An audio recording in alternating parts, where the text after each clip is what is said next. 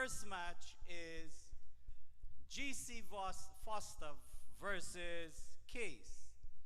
And the mood is this house believes that unstructured, exploratory learning better prepares students for the future than traditional classroom methods. And the proposition is GC Foster. Alrighty, thank you. But just before the speakers go ahead, I just like to remind you of the rules. So 3 speakers on both sides. First speaker has a speaking time of how much? 7 minutes. Second speaker? Third speaker? Right, and after each speaker, that is the first and second speaker, then we have a period of cross-examination where opposition will field 3 questions to the proposition team. Questions should not last any longer than 10 seconds and the response 4 to 5 seconds, all right?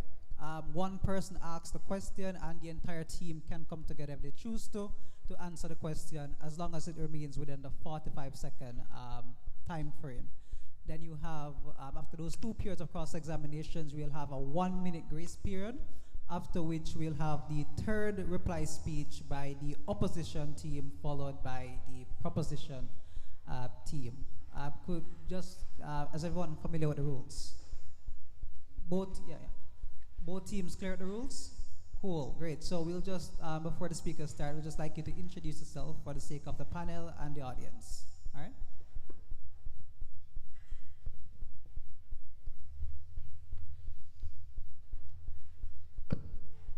Good afternoon, everyone. My name is Swaveen Miller from GC Foster College, and I am the first speaker. Morning, everyone. Also from GC Foster, I'm Joshua Waite, and I'm the second speaker. Good afternoon. I am Renee Brown, and I'm from GC Foster College, and I will be your third speaker. Renee Brown. Renee with an A.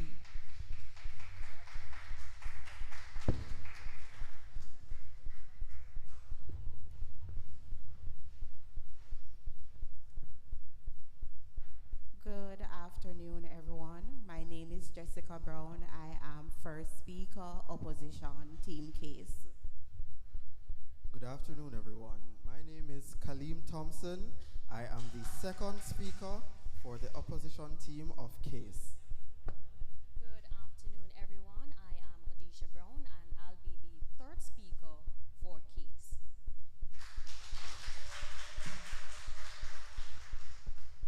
We thank everyone for introducing themselves, and with that said, I welcome the first speaker on Team GC Foster to the stage. Thank you.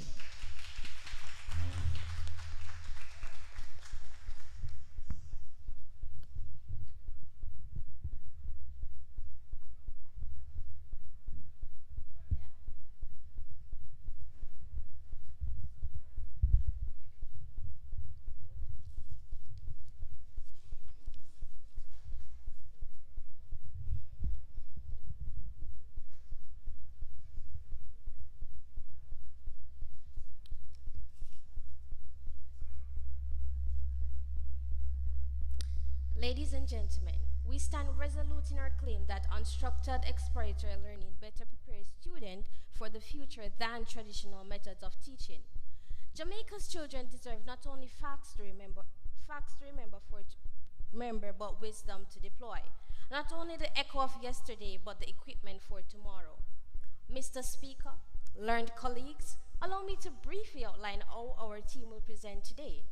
I, as the first speaker, will establish the foundation of our case, defining key terms, exposing the shortcomings of traditional lecture-based methods, and presenting evidence from educational theory, cognitive science, and neuroscience that supports unstructured exploratory learning. I will demonstrate why this approach builds transferable skills, deep understanding, and lifelong learning habits. The second speaker will then build on this by providing concrete examples of how unstructured inquiry-based learning work in classrooms, both locally and internationally, addressing potential counter-arguments while reinforcing the practical and measurable benefits for student competence and employability. Together, we will show that our approach not only prepares students for the future, but equips them to innovate, create, and lead. Now, as promised, we owe the House clarity about the key terms so that our claim is fair, plain, and testable. Firstly, unstructured exploratory learning does not imply the absence of any structure framework, discipline, or needed guidance, as some may argue. Rather, it signifies a flexible student-centered approach in which learners are guided by the teacher to explore, investigate, and construct knowledge through inquiry. In this context, unstructured refers to the absence of rigid routines and rote memorization, not the absence of direction or educational Point purpose. of information. Not accepted at this point. It is still a teacher-designed inquiry in which students investigate authentic problems, mobilize disciplinary concepts, explain their reasoning, and revise with feedback. Mr. Speaker, this is not a laissez-faire discovery. Rather, it is a guidance with room to think, consistent with Vygotsky's account of learning within the zone of proximal development and scaffolded support described by Wood, Bruner, and Ross. Point of In information. contrast, traditional methods refer to an approach characterized by high teacher talk, dictated notes, initiation response, evaluation exchanges, and end-loaded tests, a pattern whose passivity Freire famously critiqued as the banking model of education. Ladies and gentlemen, the future stands before us as a vast and demanding life landscape, driven by data, tested by environmental and health crises, shaken by financial uncertainty, and flooded with information that rewards judgment far more than memorization. Accepted?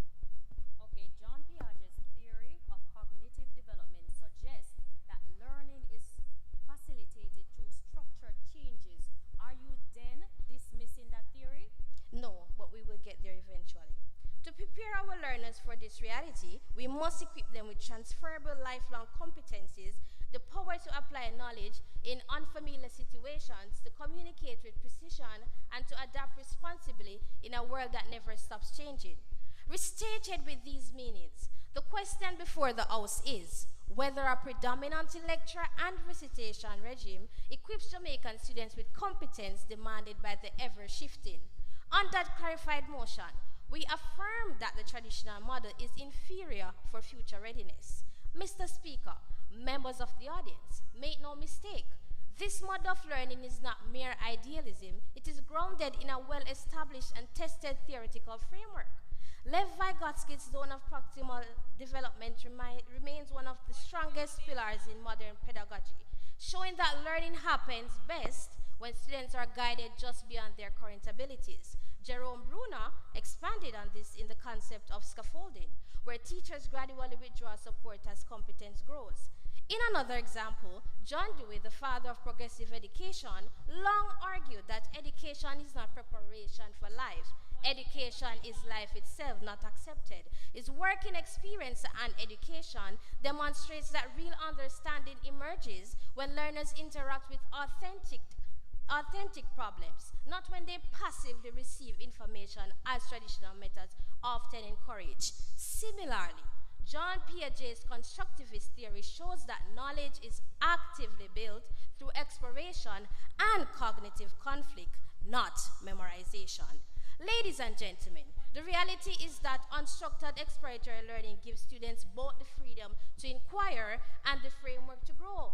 It transformed the Jamaican classroom from a one-way transmission into a living ecosystem of discovery. Traditional methods, in contrast, produce short-term recall again. What Freire condemned as the banking model, where students are mere containers of information. Mr. Speaker, Jamaica does not need containers. It needs creators and innovators. Students who can adapt, reason, and solve problems in our evolving society, not simply recalling information from a test. The current approach to education does not facilitate this effectively, despite what you might hear in today's discussion. Secondly, ladies and gentlemen, this unstructured exploratory approach is grounded in rigorous scientific evidence. The empirical science of learning makes it unmistakably clear. Students who engage in inquiry, dialogue, and reflective practice achieve deeper understanding, retain knowledge for longer periods, and demonstrate far greater ability to apply what they have learned.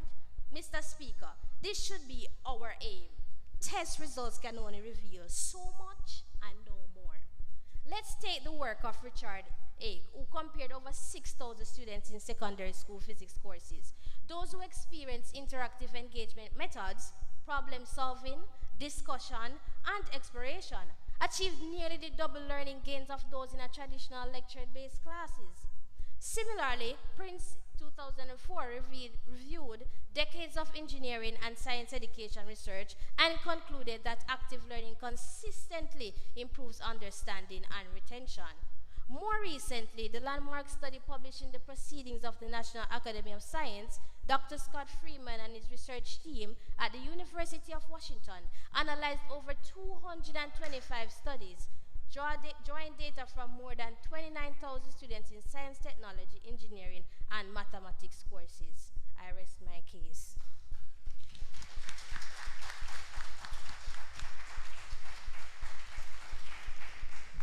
Right, we thank the speaker for that very fine speech, and we welcome the first speaker on side opposition to the stage.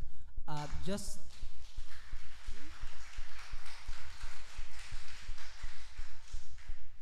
Just a point to both teams. In as much as points of information are allowed, we urge you not to badger the speaker with too much POIs. So you asking a POI and then another 15 seconds, another request for a POI. Just give the speakers a little room to breathe, all right? Cool. Testing. Testing. Sorry, yes, please.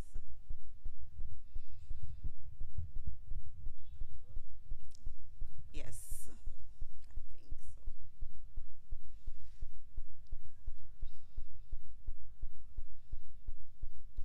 Moderator, esteemed judges, opponents, colleagues, ladies and gentlemen, good afternoon to you all. My opponent, why are you training to be a teacher if you're not needed? By your logic, students can explore and discover on their own. Today, we firmly oppose the moot. This House believes that unstructured exploratory learning better prepares students for the future than traditional methods. Unfortunately, my opponents, the burden of proof rests with you, the proposition. Therefore, honorable judges, we call on you to note the startling gaps in their stance. From their first speaker's presentation, they have failed miserably to set a reasonable comparison for which method is better in preparing our students for the future. First speaker proposition, in your haste to support unstructured exploratory learning, you ignore different sides to the argument. Your unfairly sanitized, neatly packaged, and presented a glossy picture of unstructured exploratory learning. Therefore, your arguments lack credibility. As first speaker, I will clarify misconceptions. My second speaker will build on these comparisons, and my third speaker will summarize our stance. The word better is used in the moot, not as an adjective, but rather as an adverb. And as defined by the Cambridge English Dictionary, it means in a more suitable, pleasing, satisfactory way, or to a greater degree. The same dictionary defines prepare as to make or get something or someone ready for something that will happen in the future. Future is defined by the same source as a time to come. Definition of both approaches are online, but with inaccuracies and misconceptions of traditional methods as unengaging, outdated, only using chalk and talk, rote memorization, lacking adaptability, stifling creativity, and unable to facilitate skills needed in the future. But in Jamaican vernacular, we are here to mash down those lies. We cannot accept the proposition definition because their arguments are these misconceptions. We say a resounding no to their definition of unstructured exploratory learning and traditional methods. Indeed, Leading educational reformist John Holtz assert, and I quote, "It is wrong to imply that structure is always coercive and lack of structure is always liberating." After all the exploration and learners controlling what they learn, when they learn it, and how they learn it, we will still require some amount of structure to gauge learners' development, unquote. His terms, unstructured exploratory learning, cannot exist as a long-term solution. Therefore, it cannot be deemed better than traditional methods. Rather than random online sources, we use authoritative and scholarly educational definitions. Thus, London School of Emerging Technology, one of the leading institutions experimenting with structured and unstructured protocol, acknowledge a fundamental flaw of unstructured learning. In a blog dated September 29, 2025, for them, and I quote, "Unstructured exploratory learning, also referred to unstructured learning, is a learning experience that is not planned, does not have organized progression," unquote. On the other hand, traditional methods, also known as structured pedagogy or structured learning, is, and I quote, "specifically designed, coherent package of investments that work together to improve classroom teaching," unquote. Piper et al., 2021. These scholars list hundreds of traditional methods, too many to mention, but here notably explicit instruction, scaffolding, and so on. Therefore, my opponents, there is scope for creativity within the classroom. Honorable judges, to determine whether or not unstructured exploratory learning is better than traditional methods, the moot requires us to compare them in terms of one criterion, that is, preparing the students for the future, a time to come. We perceive this future to be technologically advanced, credentially driven, globalized, and competitive. So our students will compete internationally and will involve mostly hybrid work environments, meaning remote and in-person work, will demand self-discipline, creativity, communication, and problem-solving skills, critical thinking, structured thinking, LAHOO 2025. AI and automation will reshape jobs, but formal education will still matter for us to compete in a global world. But unstructured exploratory learning excludes standardized testing, Holt 2017. So despite its potential benefits, unstructured exploratory learning is relatively new. It has not been fully tested. Thus, it cannot be deemed better through decades of rigorous evaluation. I rest my case.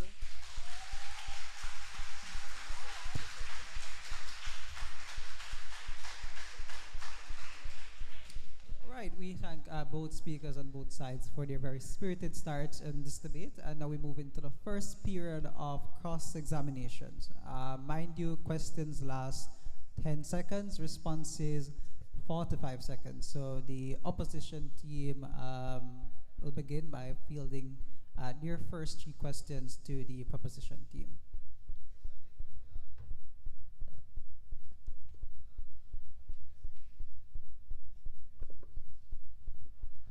My opponents, debating is a form of traditional method. How does your arguments accommodate the traditional methods that are relevant today?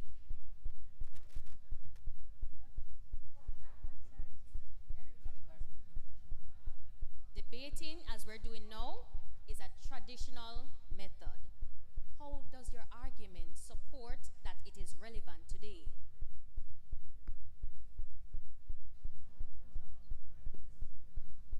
to simply answer, we do not argue the relevance of traditional study.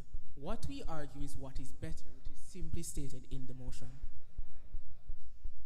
So you're saying that traditional methods are better, right? No, this is not a good versus evil So debate. in essence, what you're saying, this is not.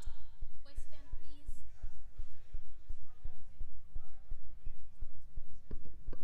This is not a good versus evil debate. We're not arguing for the eradication of traditional teaching methods. We are simply stating that through research, through thorough research, our motion is far superior. The mood suggests, hold on, the mood does not suggest that one is far superior. The mood suggests that one is better. How does your argument support your claim? We just answered the question. We're not saying that we're eradicating traditional classroom method. We're saying that unstructured exploratory learning is the better method for the future. So, All right, so this will be your third question, just to note. So this will be your last question in the first period of cross-examinations. You're allowed 3 questions, you just ask 2, yeah? So make this third question count.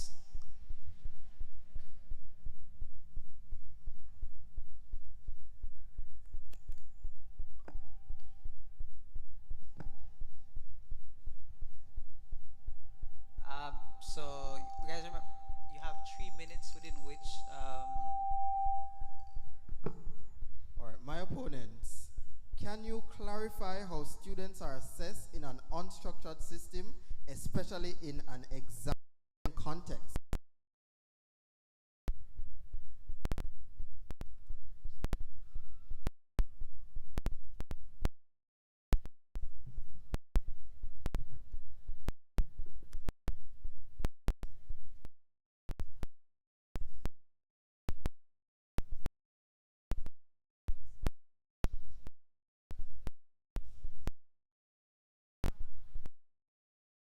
Do it the same way they have been doing it before. After learning, there is tests. What do you mean that there is not going to be any better method to test them? Have you considered PEP? My opponent, once you okay, mentioned... no, I'm so sorry. That was 3 questions. I'm so sorry. Right. So now we move to the proposition team. We'll field 3 questions to the opposition. Guys, just to clarify, when you ask questions, they answer. All right. After your 10 seconds has elapsed, you stop. Then you listen to them for their 45-second duration. It is perfectly acceptable for you to ask a follow-up question. Which would constitute being your second question, all right? So anything you ask of them will constitute a question. And you also know you can't make statements and expect them to like give an answer to a statement. You have to ask definitive questions, all right? Cool.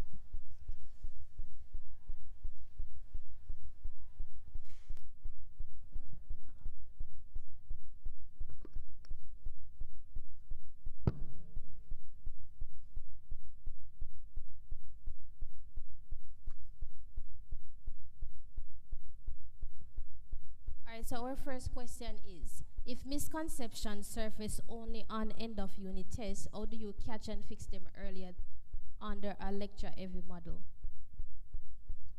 My opponents, let me inform you as to the structure of a structured classroom. In a structured classroom, you have both formative and summative assessment. So therefore, the teacher would have clarified all misunderstanding in their formative assessment before they reach to their summative assessment.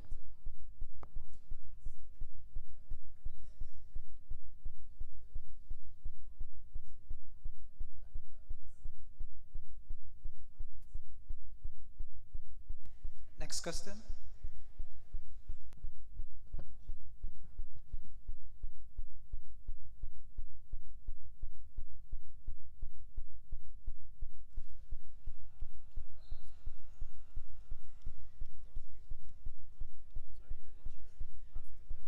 Right. Alright, my opponent, you stated that unstructured exploratory learning is not planned. Could you clarify that for me, please?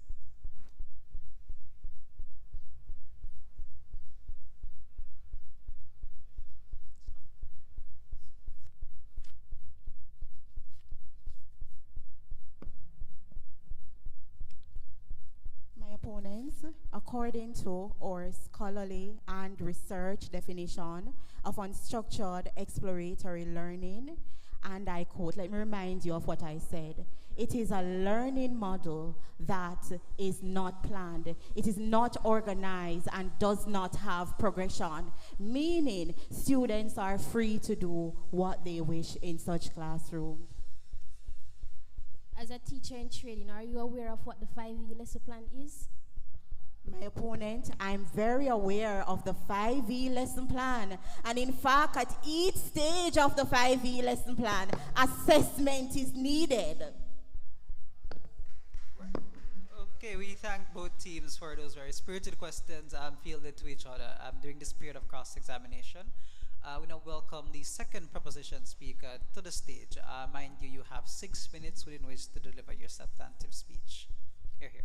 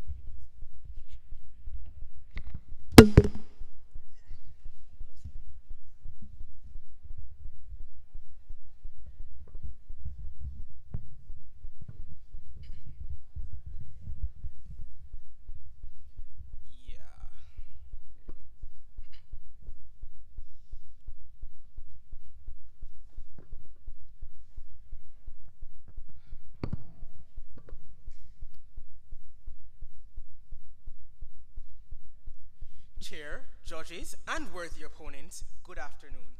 First of all, I'd like to clarify the model. Let us not play on the ambiguity of the term unstructured. It is learner-led sequence with teacher-set feedback. This is not leave them to flounder. It is not unguided learning, it is unguided learning, not unguided teaching.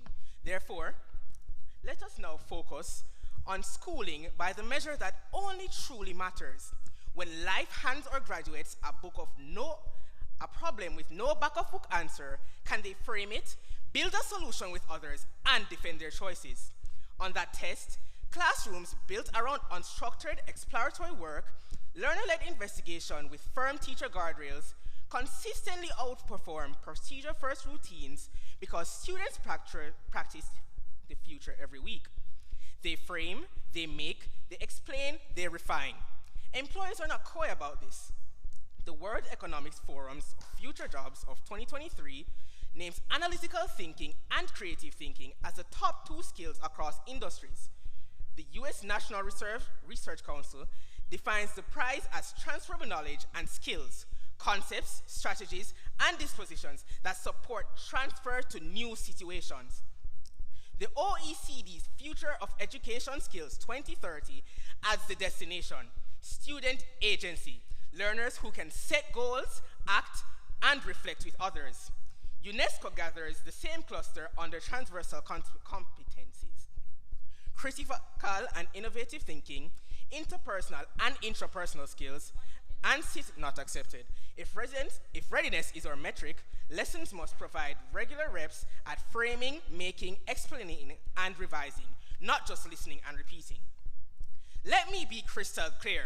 Unstructured is not unmanaged. In the classroom, it means students aren't handed a step-by-step script. Instead, the teachers design the challenge, set milestones and rubrics, enforce the safety, assign team roles, time box work into short sprints, and steps within 2 to 5 minute micro-lessons precisely when a group hits a bottleneck. You'll hear the teachers, not accepted, you'll hear the teachers' questions more than long monologues. What does your starting value mean here? Where do the plans break even? Which evidence supports that choice? Teams draft, test, get peer critique, revise, and present to an audience. The sequence is grounded in research. The ICAP framework shows learning deepens as students move from passive, which is listening, to active, common copying steps, to constructive, producing new ideas and products, to interactive, co-creating, critiquing. The more learners generate and co-generate meaning, the stronger gains are.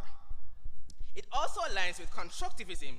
We learn especially well when we build public things with cold experience, reflection, abstraction, and experimentation cycle.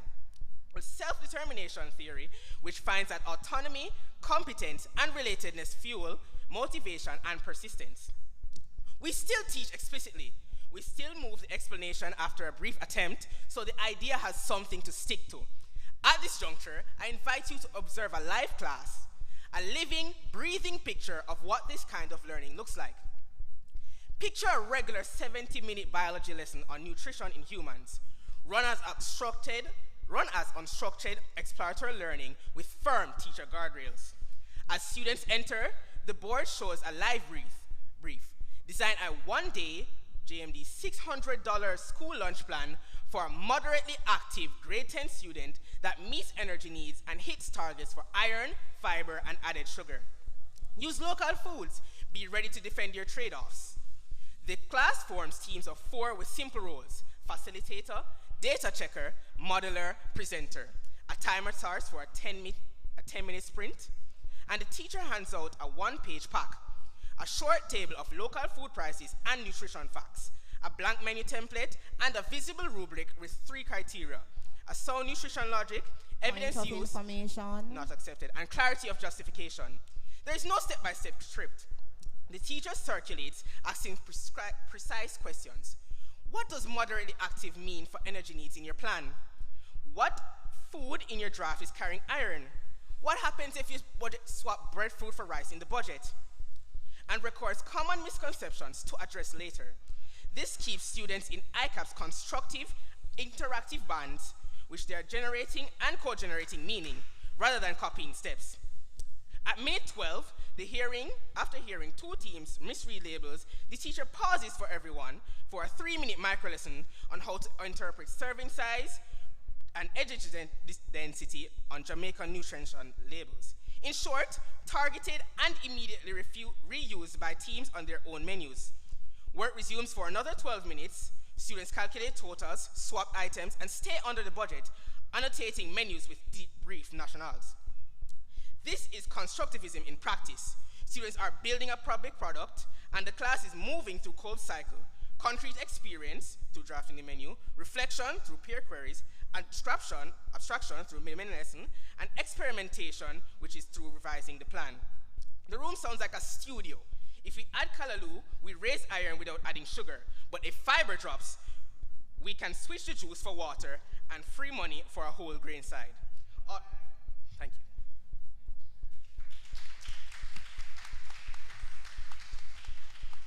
We thank the second speaker for that very fine speech and welcome the second speaker on side opposition to the floor. You're here.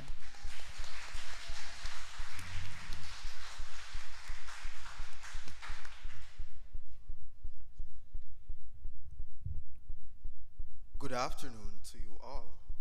The proposition has relied on misconceptions about traditional classroom methods. Lest we forget, the motion says methods, plural, not method.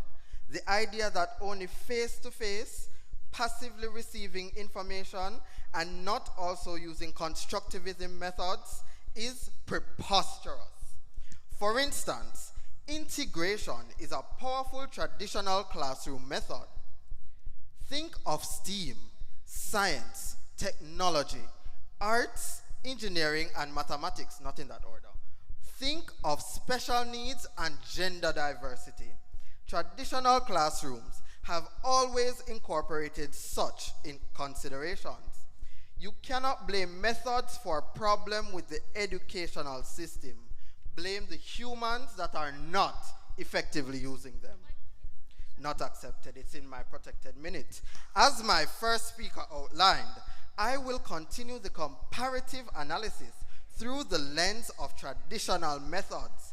My presentation will be 4-dimensional. Number 1, traditional classrooms provide a multitude of opportunities for students to foster their social skills, their teamwork, and communication by interacting with their fellow peers through discussions, group projects, and shared learning experiences, which help to build social skills and their confidence. Studies carried out by the University of the West Indies in 2016 show that notwithstanding human failure, the curriculum used in Jamaican schools is structured to shape social identity, teaching students punctuality, respect, and accountability. Traditional schooling ties social learning to both formal and informal programs in holistic development of students. Sports, group projects, and school-based social and emotional learning initiatives like Return to Happiness in 2022 gave students a safe, guided space to practice empathy, teamwork, and leadership. Point number 2, ladies and gentlemen, the traditional classroom methods are better than unstructured exploratory learning because it provides consistent assessment and accountability. Traditional classroom methods have a good record of meeting performance targets.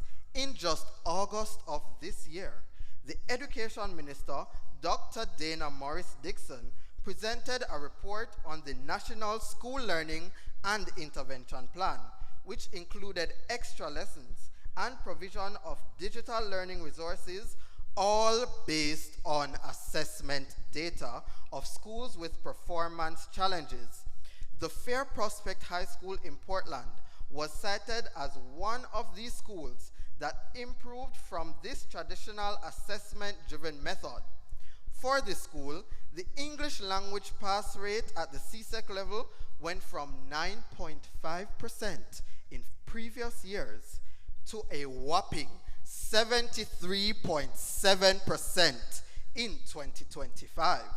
This illustrates that traditional classroom methods can directly translate to better student outcomes, as it is stated in the motion.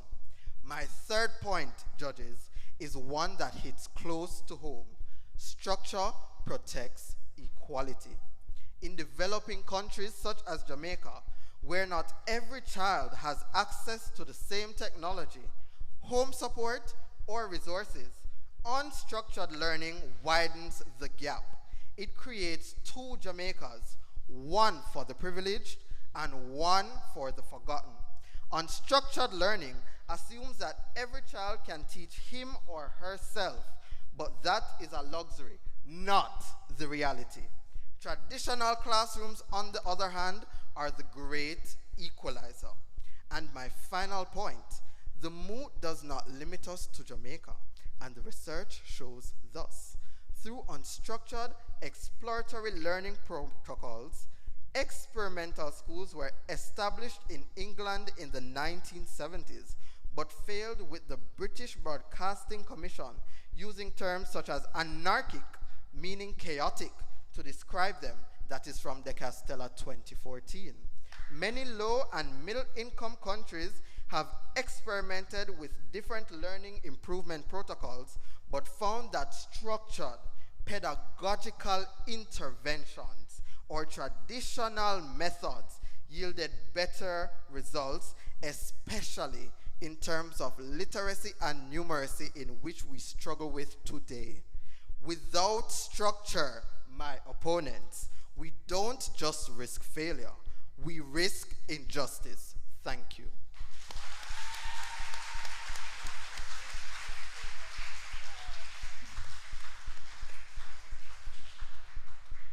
Right, so we thank the second speaker for that very fine speech. Now we move into a second period of cross-examinations. Just a point, this period of cross-examination will last for 3 minutes per side. So the period of cross-examinations where we have oppositions fielding questions, the prop, it will last 3 minutes. So after that 3 minutes has passed, if there's any period of like stuttering or not being able to ask questions after that 3 minutes has passed, we'll just move right along to the next side. Similar structure, 10-second questions, 45-second response, all right?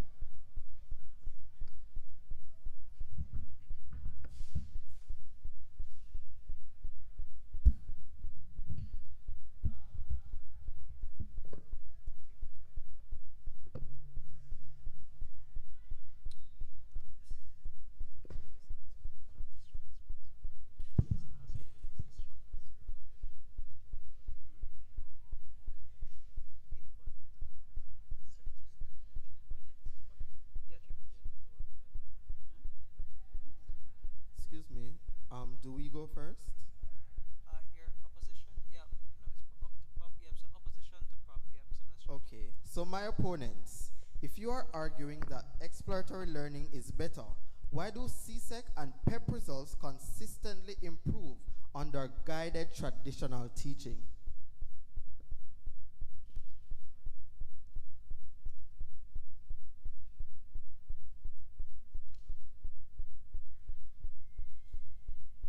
With reference to the primary exit profile exams, are we then saying that these exams do not allow for creative thinking to then answer the question? Do we negate the opposition? Do we negate the concept of critical thinking in passing these exams? That is not what I asked. I asked why do they consistently improve under traditional methods. I did not ask if it was a problem of them not being creative. You are arguing a problem. It's not a problem, but it's not changed. Remember that we first did common entrance, and then we moved to GSAT, and then we moved to the primary exit profile. The primary exit profile examination particularly allows for critical thinking and not in the traditional sense.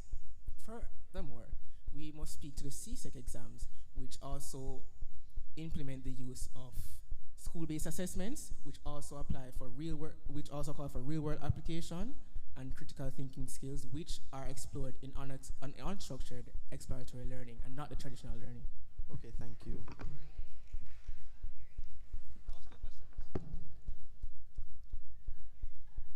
My opponents.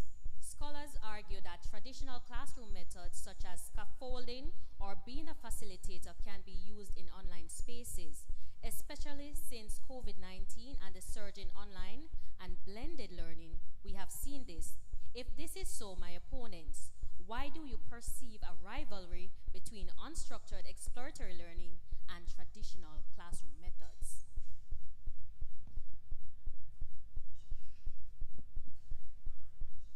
Scholars argue that traditional classroom methods such as scaffolding or being a facilitator can be used in online spaces, especially since COVID-19. All right, And speaker, I'd just like to ask you, keep your question to 10 seconds, please. That's like almost 20 seconds. So you can ask again, but just within 10 seconds. Okay. My opponents, why do you perceive a rivalry between unstructured exploratory learning and traditional classroom methods? My opponent, we do not have a rivalry. We're doing a contrasting to determine which method is better for the future. All right, we sang that was your third question, I'm sorry. We now ask the proposition team to field 3 questions to the opposition. Excuse me, we only asked 2 questions. You asked a follow-up question, actually. You No, asked I the did first not. question, then you repeated to say that he did not answer your question, and you repeated the question. So as I said, follow-ups constitute a question. All right, so Okay, those are 3 thank you. questions. Yeah. So 3 questions to that side. First question. When you say traditional, what exact method mix are you defending and what proportion of time does each occupy? Could you repeat the question, please? When you say traditional, what exact method mix are you defending and what proportion of time does each occupy?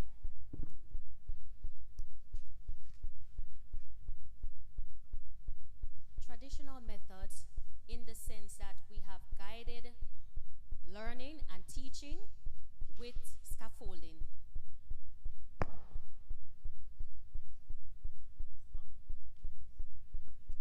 Next question. Show one credible study where sustained lecture first instruction beats exploration, then explanation on transfer measures, not focusing on immediate recall for our novices.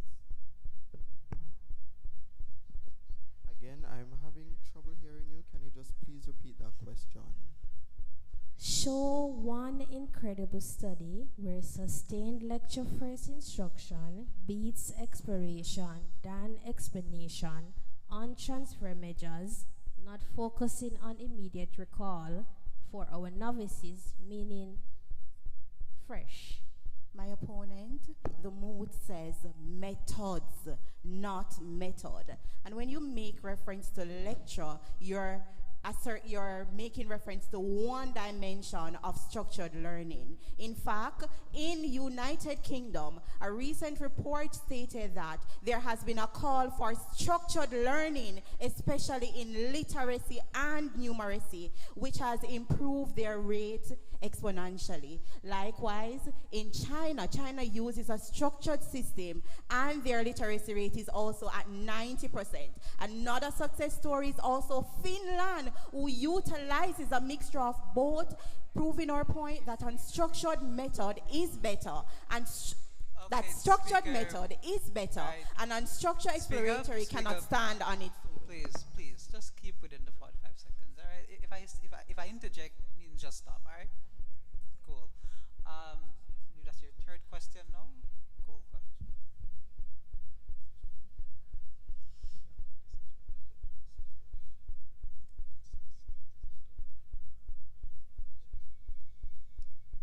You speak of equity. My question to you is, how does your model guarantee participation and feedback for a quiet or underprepared student? Could you repeat that question? In your speech, you said there is need for equity in lessons. We would like to know how your model guarantees participation and feedback for quiet and/or underprepared students in the classroom. Okay, according to the NSC, there should be a standard curriculum or a standard lesson plan that touches all students in the classroom. There's such a thing called group work, where you pair the students who are not participating with students who would, to ensure that all students have come up with a consistent framework. Thank you. Right, so we thank both teams for those very spirited questions and the subsequent responses to these questions. Now we move into a 1-minute grace period.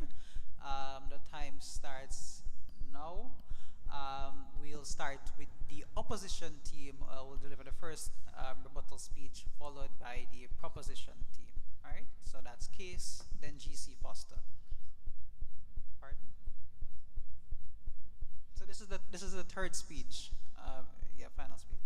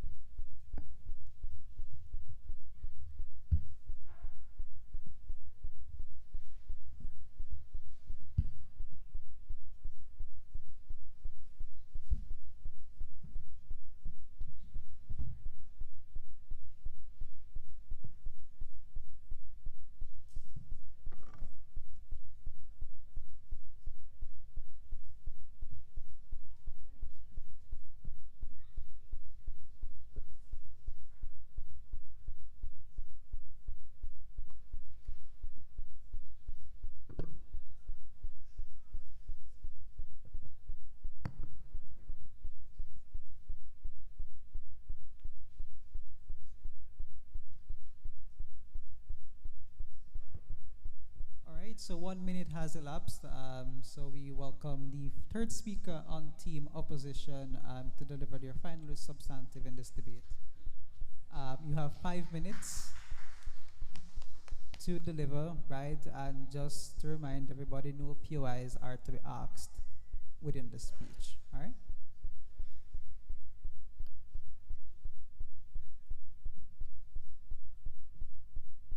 Good afternoon, ladies and gentlemen, judges. Unstructured exploratory learning may sound modern, but it miserably fails the practical test. It does not build resilience, it builds confusion. It does not ensure personalization, it creates inequality.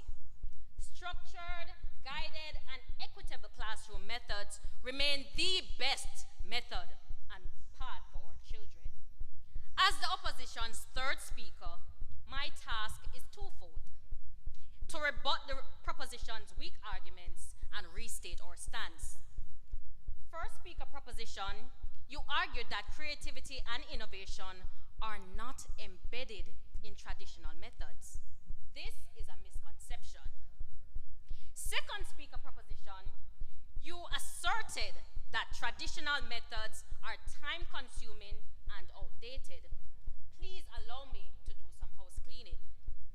Honorable judges, my teammates have shown clearly that unstructured exploratory learning might sound attractive in theory, but as you heard from my first speaker, in reality, it is messy, unreliable, and deeply unfair to students.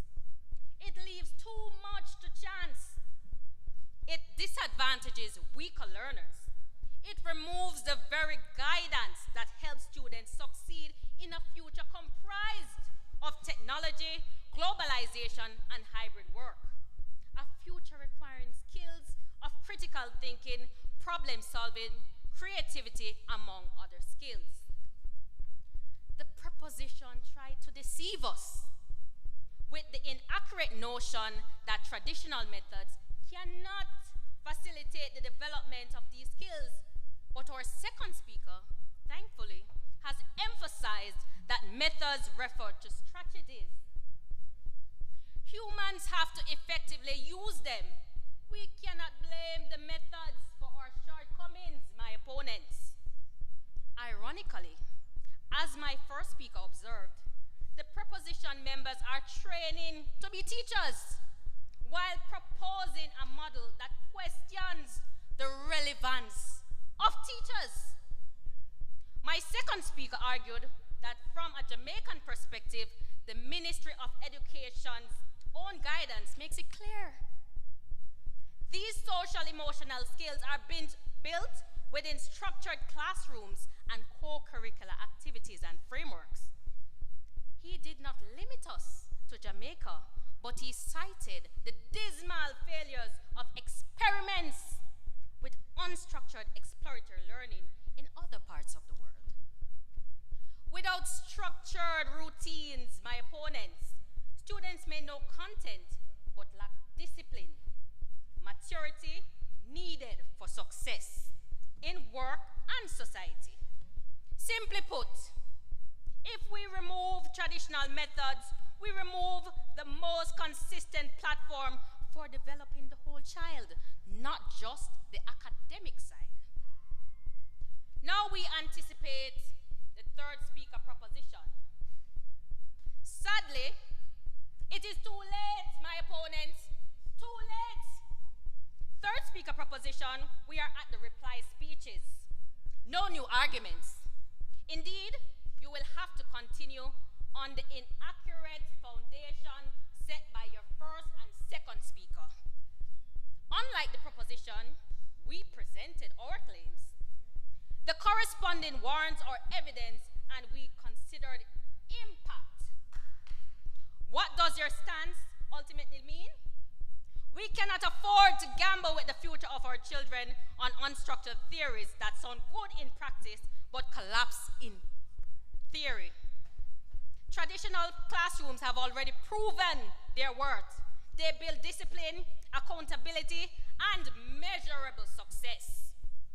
If the classroom is the engine of progress, then structure is the fuel. Without it, Jamaica stalls.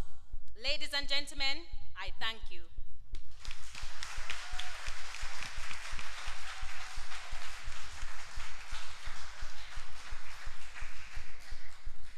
We thank the third opposition speaker for that very fine closing for side opposition, and welcome the third speaker on side proposition, and hereby the final speaker in this round to close out this debate. Hear, hear.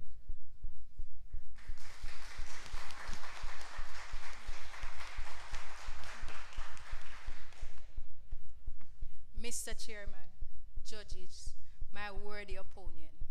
Now, I just want to highlight that I am not here to throw shades like the breadfruit trees that you have down here in Portland. What I am here, and I'm not here to spit rhymes like Corey.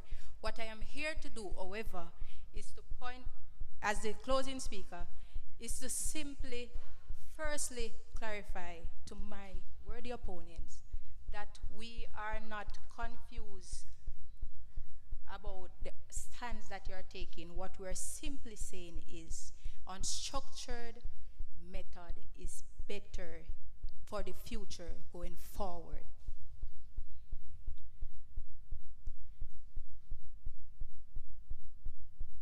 First, the test. From the very start, we set readiness as the measure that matters when there is no back of book answer. Can a graduate frame the problem, work with others to build solution, and defend their choices with evidence?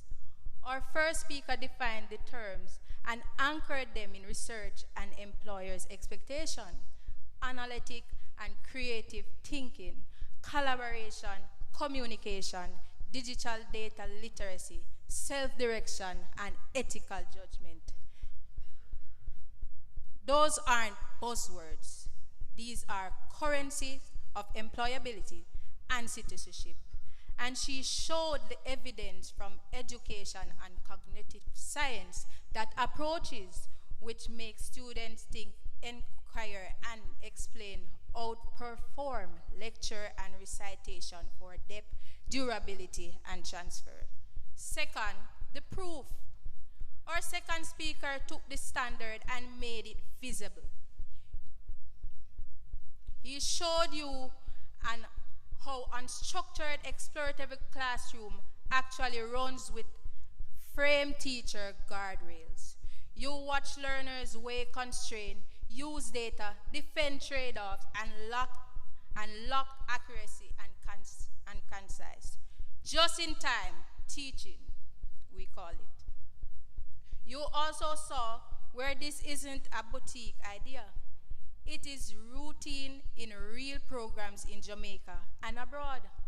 From coding in schools and JA Company to FIRST Robotics in Singapore Applied Learning Program and Finland Phenomenal-based units. These are normal timetables producing public products and public explanation, week in, week out.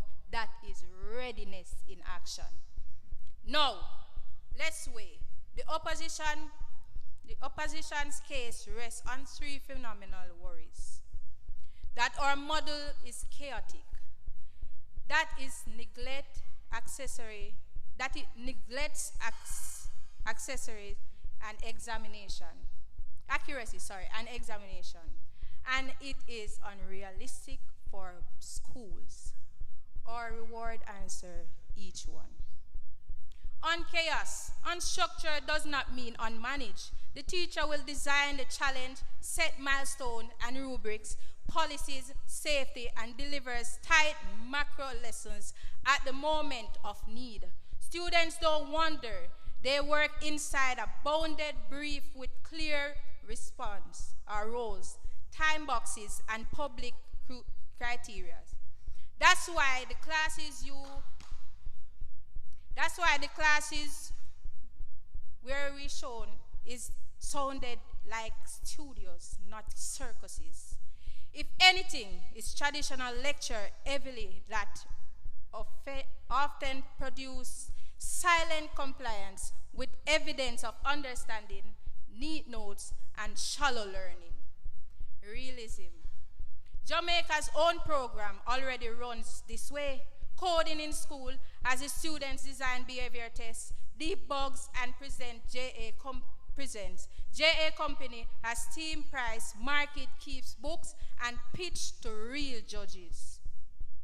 First team document, and this is to clarify something that my opponent said earlier on. Decision tests systematically and define trade-offs under changing brief internationally. Singapore and Finland have normalized design and make brief milestone critiques and community exhibition. I thank you.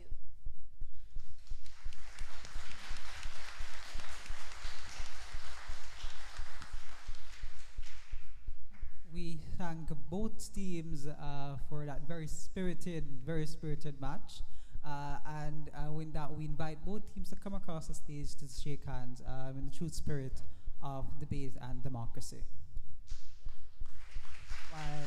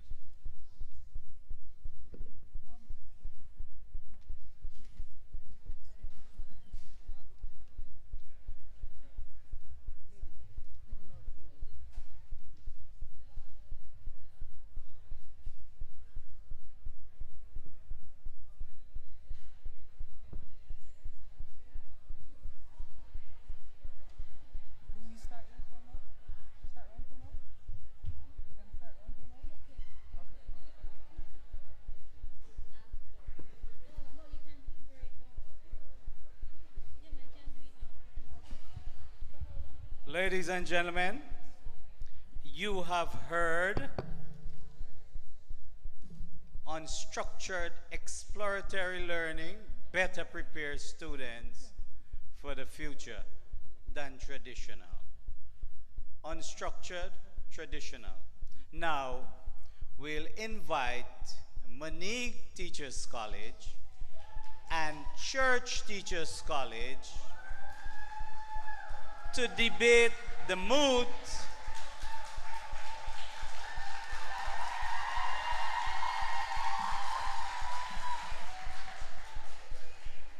the motion. This house believes that school funding should prioritize academic clubs such as debate, science, etc., over sporting programs in school. We have Monique, we are with Church Teachers College.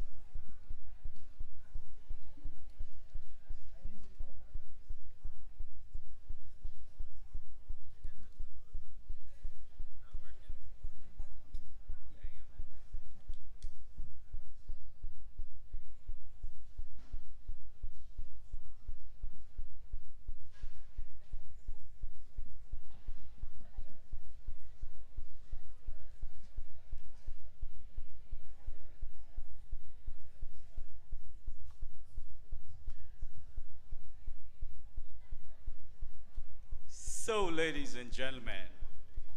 Let's hear it for who you think won the first debate.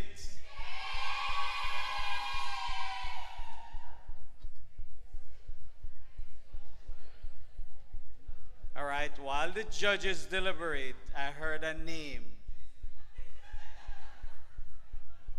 And I heard another name, so the judge's decision is final, and they will announce the winner after the second debate. So you will have to stick around if you want to hear the winner. So we'll start after the judges say we can go. So bear with us.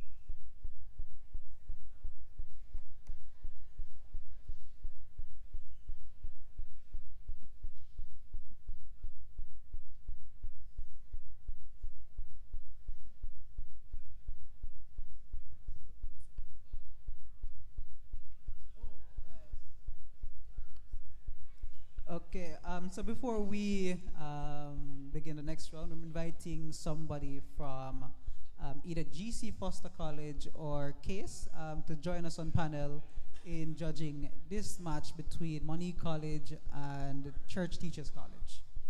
Any volunteer? So,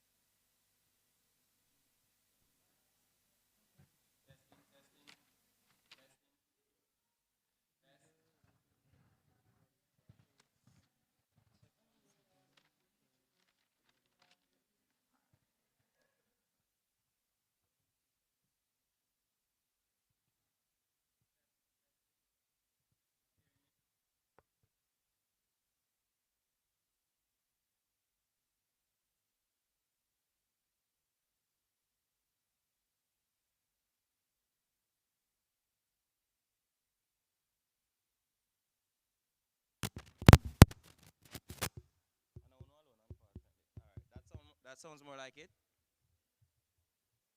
Shorts? Skirt?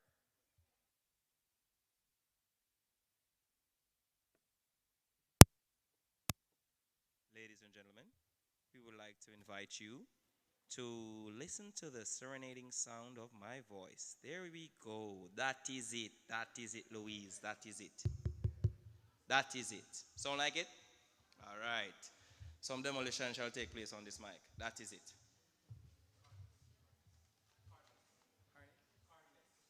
Cordless. Oh, oh. This seems like it's in order. Almost. Almost. Not quite. Not quite. There we go. There we go.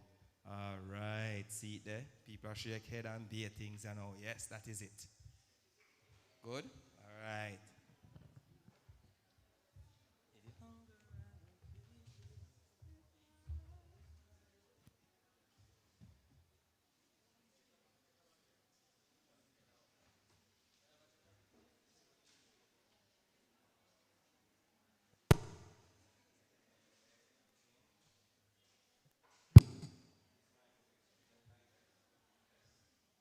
Are we hearing me? Almost.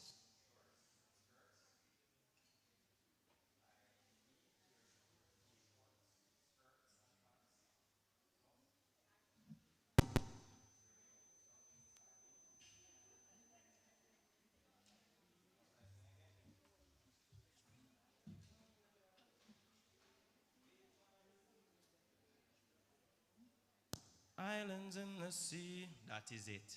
That is it. Oh, not quite.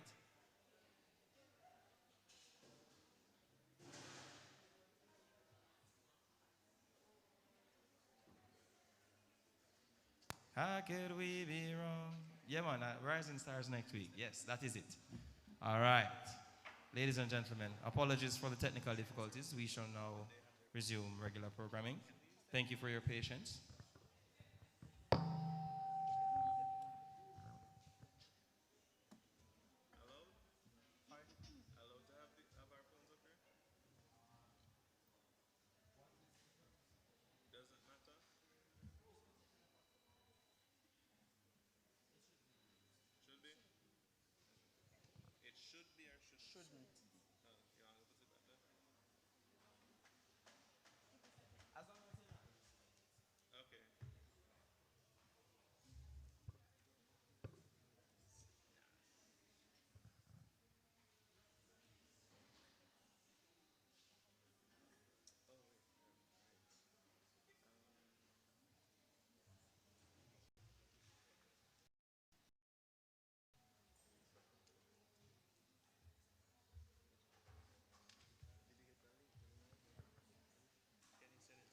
Good afternoon, everyone.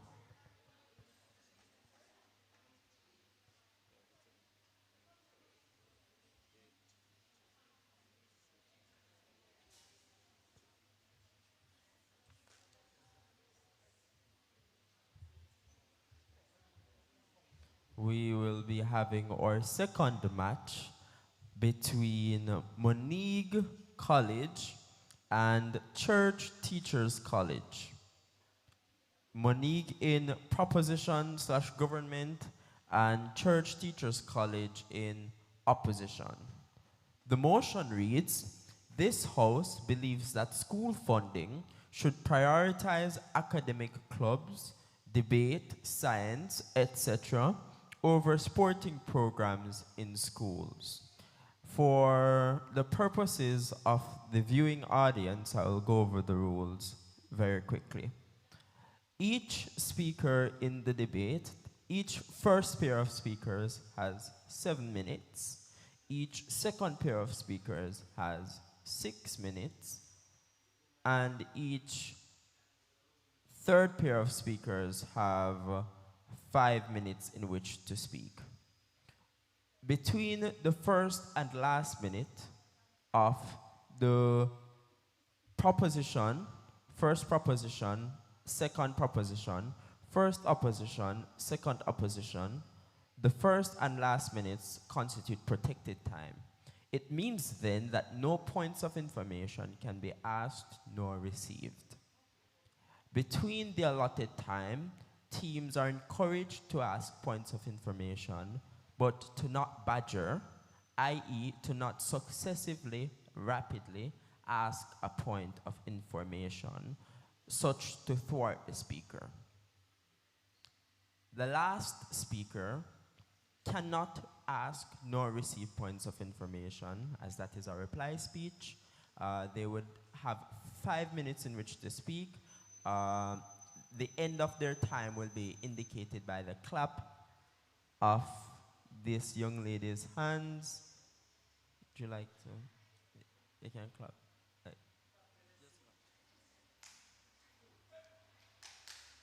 That is a clap you will hear to indicate that you have entered your protected last minute or that you have gone outside of your protected first minute. It means at the first minute mark, you'll hear that clap. At the last minute mark, you'll hear that clap. And at the point at which the total of your time is consumed, you will hear claps successively. Or the speaker, i.e. the chair, will tell you that you have elapsed your time. Okay. I think we are familiar with the rules in terms of the cross-examination. Each question is limited to 10 seconds, each response 45 seconds.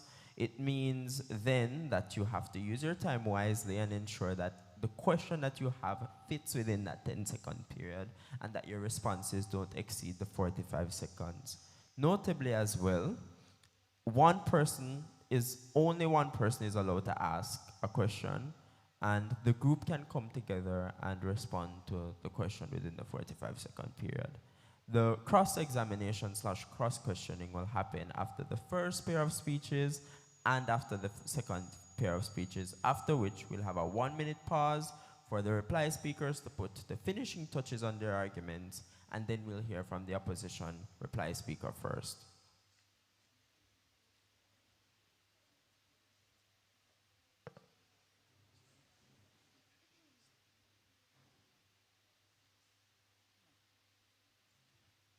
As a point of etiquette, as my panelists just said, no personal attacks on the profession of each other.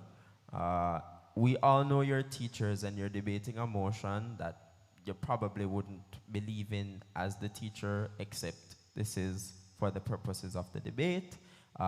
It is not a good look to come for the teacher and their profession and so on and so forth. Okay. We'll begin with the Prime Minister. Here.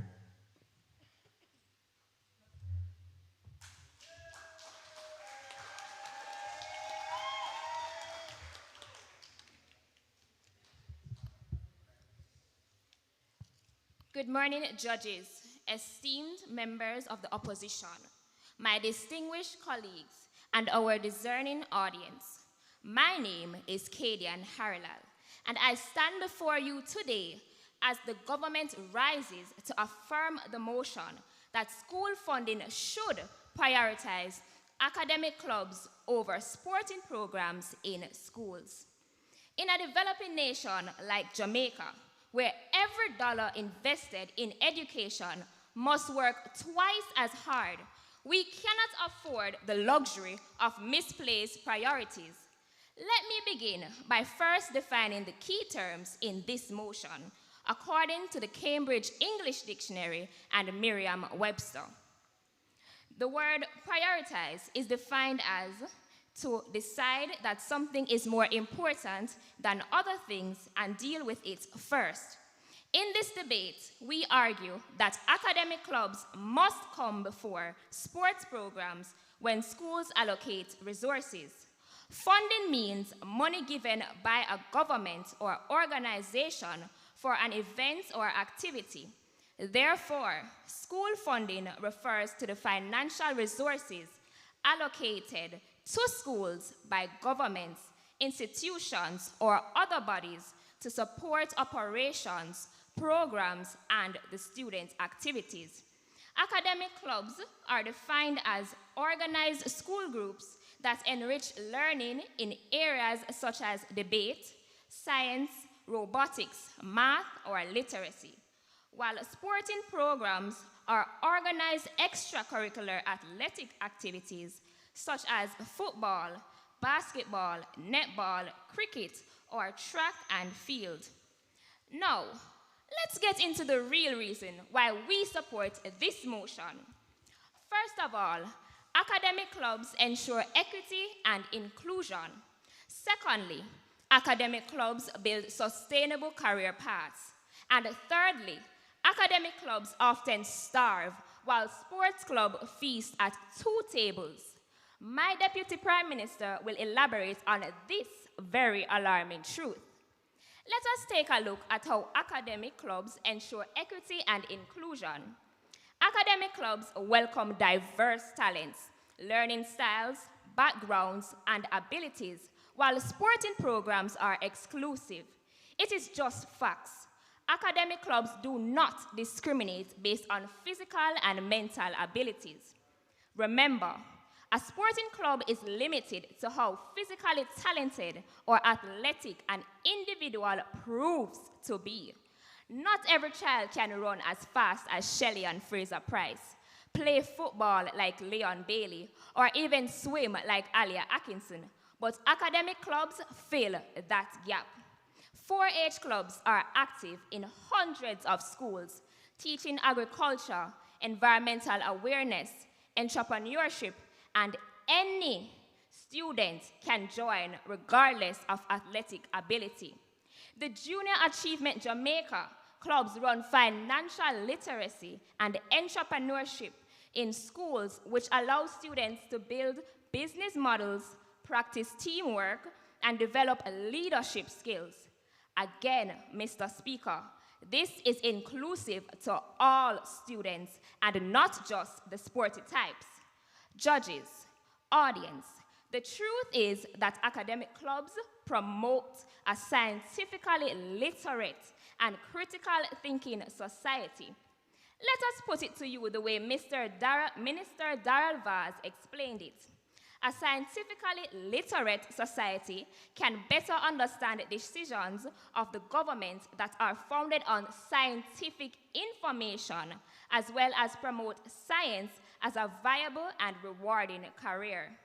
This is from the JIS May 10, 2022 debate.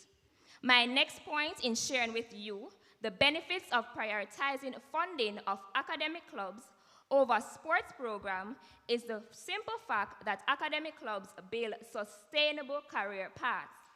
Academic clubs equip students with competencies that transcend any single industry. While with sports, only a few students will enjoy a sustainable livelihood through professional sports.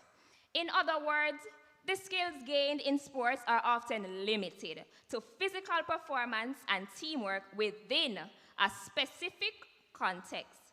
Why is this important? Academics, and by extension, academic clubs, encourage diversity in the workforce and opportunities for and economic advancement, while sports create a pathway with limited applications to other areas. Let us not go into fairy tales and step into reality. In Jamaica, only a small percentage of athletes actually make it big and earn a living through sports. Compared to academic clubs, students who participate in such clubs gain skills in public speaking, research, problem solving, critical thinking, analytical skills, and leadership. These skills are necessary in everyday life of an individual. For example, schools like Arden High and Campion College are well known for their strong debate and quiz programs, and year after year, students from these clubs emerge to receive prestigious scholarships both locally and internationally. Even more importantly, Mr. Speaker, is Jamaica's national development. The nation's development depends mostly on the education sector, as a country cannot aspire forward without its skilled workers. who are its greatest assets. Prioritizing school funding for academic clubs means investing in human capital that will carry Jamaica as a whole into the future and onwards.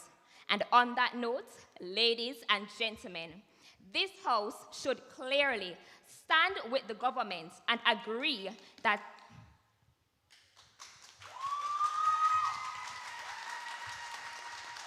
We thank the Prime Minister for that very fine speech. We invite the Leader of the Opposition to give her responses. Hear, hear.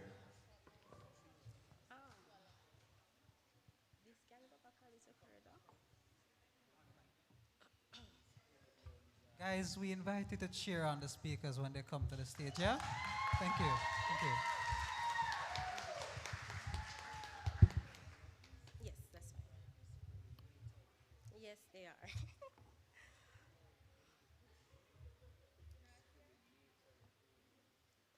Sports has the power to change the world. It has the power to inspire. It has the power to unite people in a way that little else does. It speaks to the youth in a language they understand. Sports can create hope when there was only despair. Nelson Mandela 2000 Laureate World Sports Awards. Yet it is this very promise that the proposition seeks to crush by rerouting essential sports funding to inessential academic clubs. Honorable judges, chairperson, opponents, fellow teammates, and members of the audience, good afternoon. We, the opposition, refuse to stand by and watch the government implement such exclusionary proposals. The Cambridge Dictionary defines prioritization as to arrange in order of importance. Hence, this House strongly opposed the prioritization of school funding for academic clubs over sporting programs. In fact, Mr. Speaker, we see it as a campaign against the very purpose of education itself. I will explore the academic theories that support the inclusion of sports programs, the equity of funding across schools, not accepted at this time, and its impact on student engagement and motivation. Our second speaker will discuss the economic benefits of sports investments, its contribution to healthy living, and its key role in building brand Jamaica. Our final speaker will bring home our main points and dismantle any outrageous claims the proposition might have. I like that the Madam Prime Minister touched on inclusion, but I have a question. What about the students with special needs who are intellectually challenged? Are they able to succeed in quiz or debate clubs? Furthermore, not accepted at this time. Furthermore, not all sports clubs are about competition. Some of them are just for recreation. Firstly, let us explore Howard Gardner's theory of multiple intelligence. According to Simple Psychology 2025, it proposes that intelligence is not a single ability, but a collection of distinct types. One of these distinct types of intelligence, Mr. Speaker, is bodily kinesthetic, which according to Northern Illinois University Center of Innovative Teaching and Learning is the ability to control one's body movements and to handle objects skillfully. Student participation in sports activities provides a crucial opportunity to showcase this intelligence. More than that, we are proposing that developing kinesthetic intelligence is essential to all learning. The ability to coordinate movement is critical, not just for sports, but for fine motor skills used in writing, practical science, and vocational trades. By fostering kinesthetic intelligence, we lay the physical groundwork for success in other disciplines. The proposition's implied claim that academic clubs only nurture important intelligence is therefore categorically false. Furthermore, sports uniquely foster other kinds of intelligence, such as interpersonal intelligence through communication with peers and conflict management. Intrapersonal intelligence is in terms of discipline and resilience in sports, and even logical mathematical intelligence through performance analytics. Based on this well-researched theory, Mr. Speaker, to not accepted. You mentioned that conflict management and All right, here we see. I have to move on. Mr. Speaker, to not provide adequate funding to schools sports program is to limit access to equal educational opportunities for students. Every child can learn, every child must learn. But how can they learn if we exclude certain intelligence from doing so? They cannot, Mr. Speaker. That is why the proposition's proposal is truly an attack on education.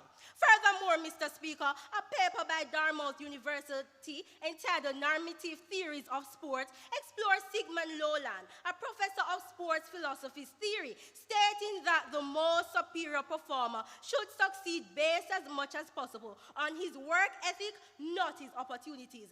Academics do not often conform to this principle, as they are inherently favored towards those who can afford books and extra lessons and memorize and regurgitate information at the snap of a finger. How accepted? You mentioned conflict management and mathematical analysis. Is that directly taught in sports clubs?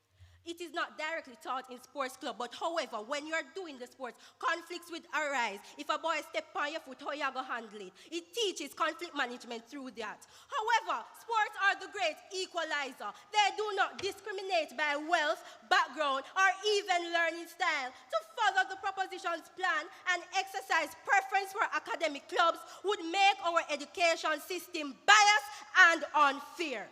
Additionally, take into consideration scholars such as Hodge et al. 2019 that note that black students are more likely to thrive in kinesthetic movement-based learning environments. Sports programs provide this avenue to foster pride, inclusion, and success in students. Let us examine Jamaica, where many schools are not so academia-centric and cannot in good conscience make a decision to shift funding to academic co-curriculars, when the majority of their student population is sport-oriented. Take schools such as Edwin Allen High School, who have dominated in the last decade in boys and girls champs and are renowned for their girls track and field team. What would happen if they were to rewrite majority of their fundings? Or St. Elizabeth Technical High School and their football team? These are the questions the proposition should ponder, because it seems as though they just want to act without taking into consideration the larger impact on these schools. Finally, Mr. Speaker, sports significantly impacts students' engagement and motivation. A report entitled The Impact of Physical Education and Sport, published in the Gleaner in 2016 by Jennifer Ellison Brown, found that studies indicated that participation in sport increased students' overall interest and commitment to schooling, as well as their engagement in more student-teacher contact, more positive attitudes about schooling, and more parent-school contact. Mr. Speaker, last minute? I rest my case.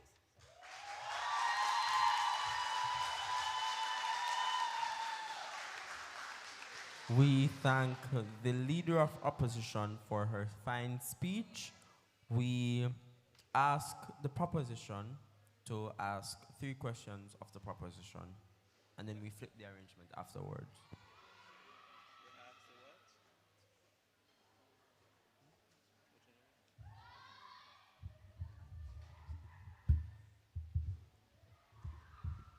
Yeah, so opposition asks 3 questions of the proposition first.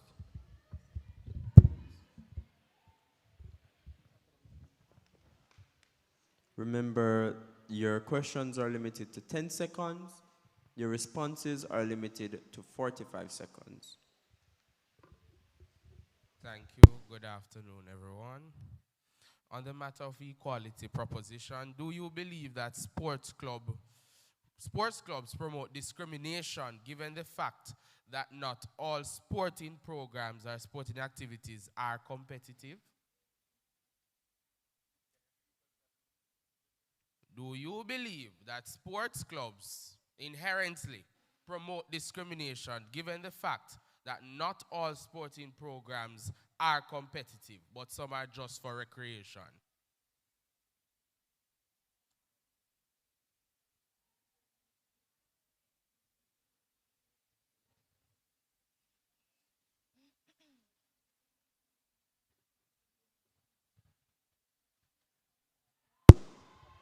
Opposition, your response? Your response, rather.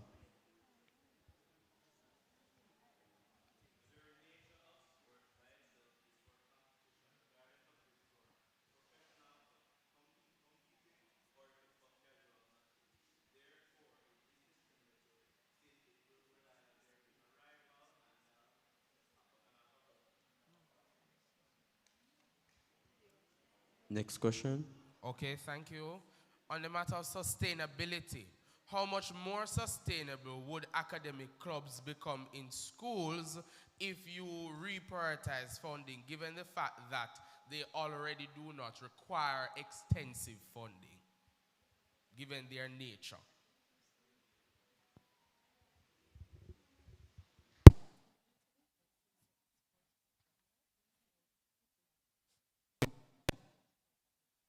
All right. So I would like to cite an article from from the Jamaica Information Service that cited that the Jamaica College robotics team that went on to Texas to win the Motivate Award cited that one of their biggest challenges to win the award was that they had a lack of resources, which would have directly correlated to a lack of funding to the academic clubs. Next question. Okay. In your world, since the burden of proof is on you to prove why academic funding should be prioritized, what would funding look like on your side if you should reprioritize it? Given a school like Manchester High, how would it look?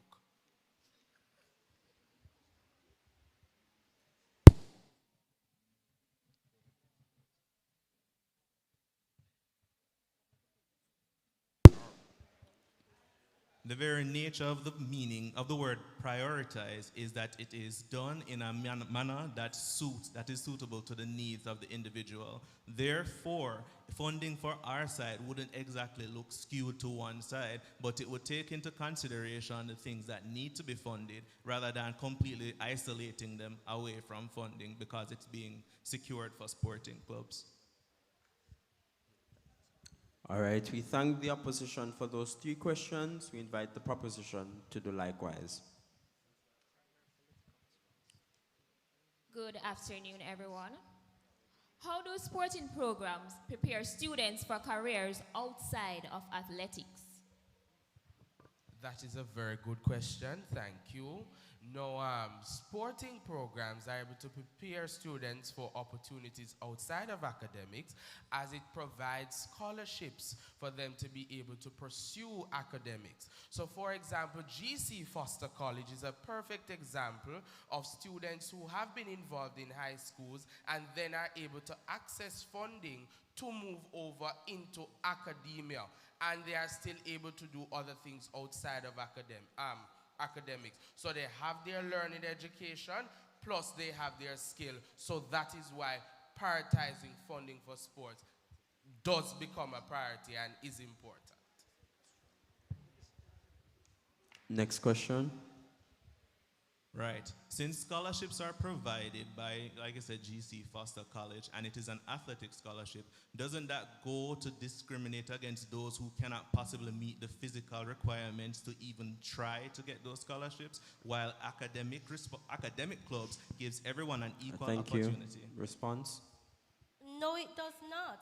Just as how there are scholarships available for those who do athletics, there are scholarships available for those who do academics, such as the MOE scholarship for geography, science, mathematics, and special education, Chase Fund for EC, and so much more other scholarships. And to use up our time, and there are way more academic funding available for academic pursuits in academia rather than opportunities to access funding to pursue sporting ventures. So you have to look at it from that holistic point of view proposition. Last question.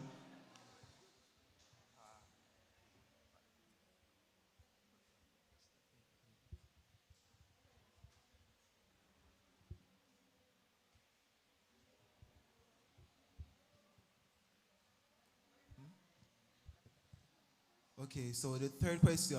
If sports already receive large private sponsorships and community funding from brands like Grace Kennedy and Digital, why should schools divert limited academic funding to sports instead of academic clubs that lack such support? Thank you. Response? Could you repeat that question? It was kind of...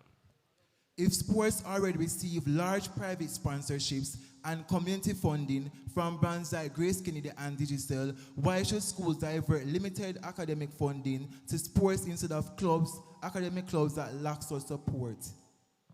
Well, I think it was on your side that said that this funding should be contextual and based on context. So there are certain schools that would require funding based on their context if it is that they specialize in a specific area. So I'm using your point to rebut you. For example, New Forest High School is not a school that is academically inclined. You cannot push academic clubs and fund academic clubs if the students are not academically inclined. But if you see that there's an inclination towards sports, you will fund sports in that way so that you can harness their potential, so that you can therefore pivot them into academics later on so that they become holistic individuals rather than just having a niched perspective within the context of them being in schools. All right. We thank both teams for that exciting period of cross-questioning. We call the Deputy Prime Minister. Here.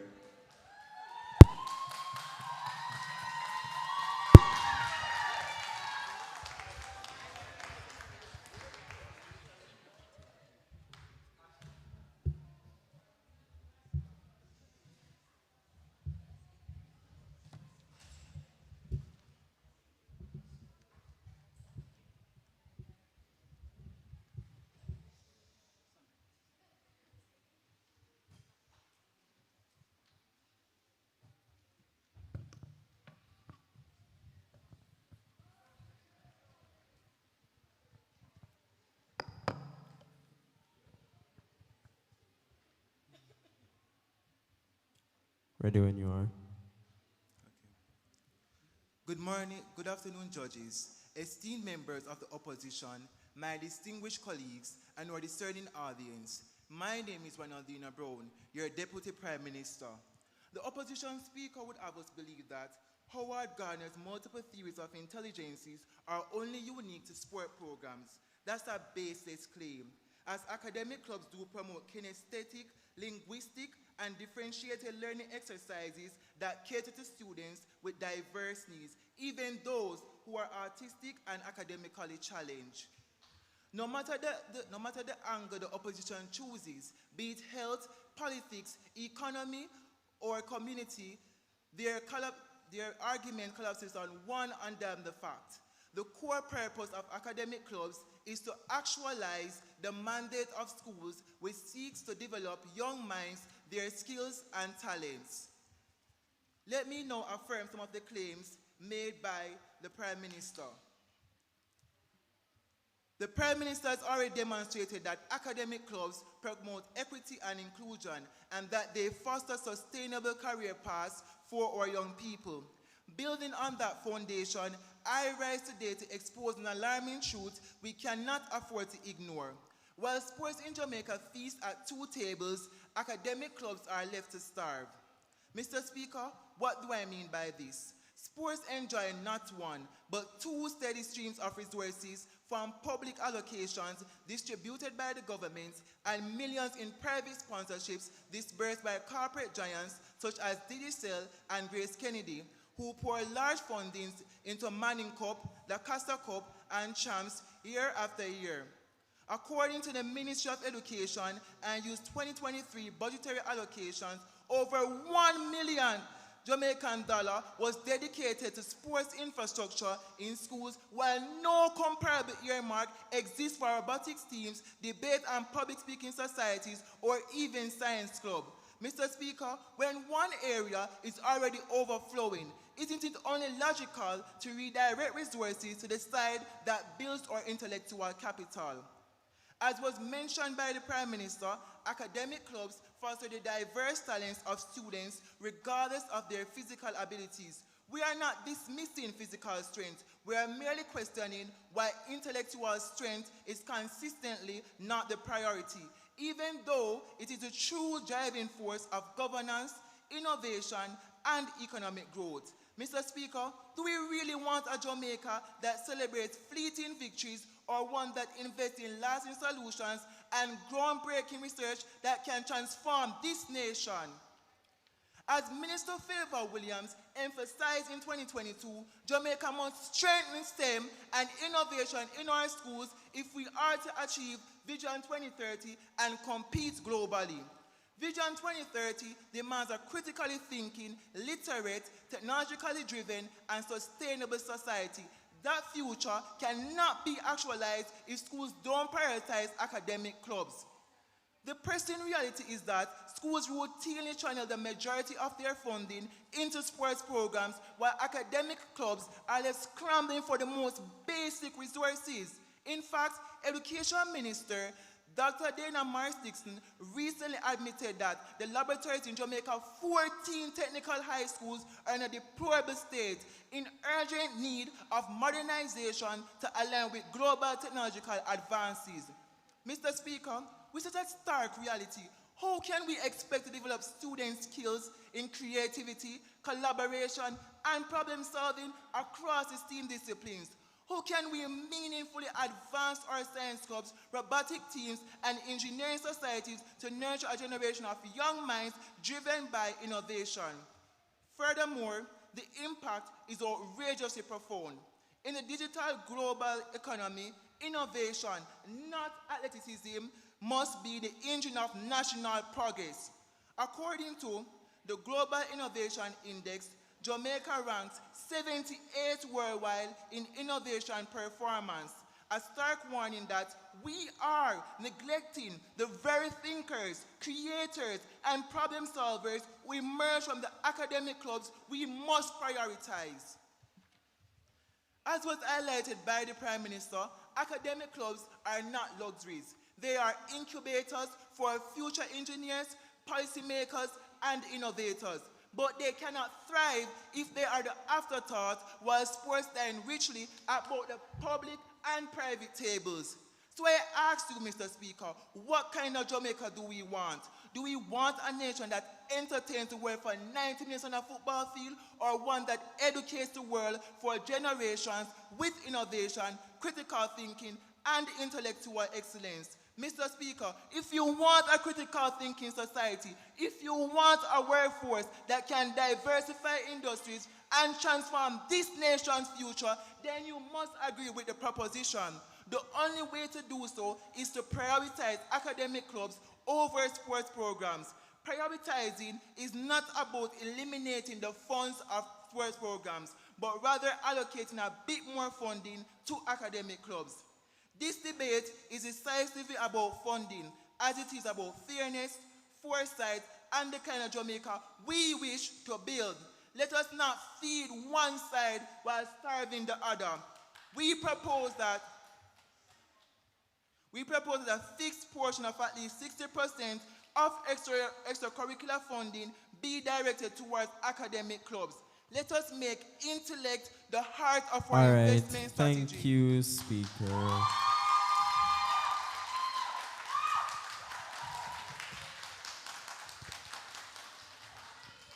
We thank the Deputy Prime Minister for that spirited speech. We invite the Deputy Leader of Opposition. Hear, hear.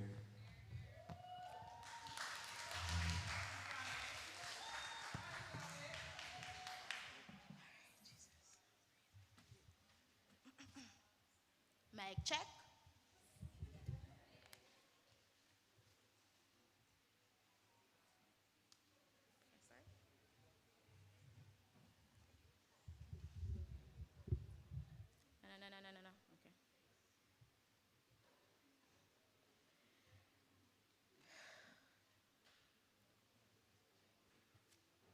Okay. Ready when you are.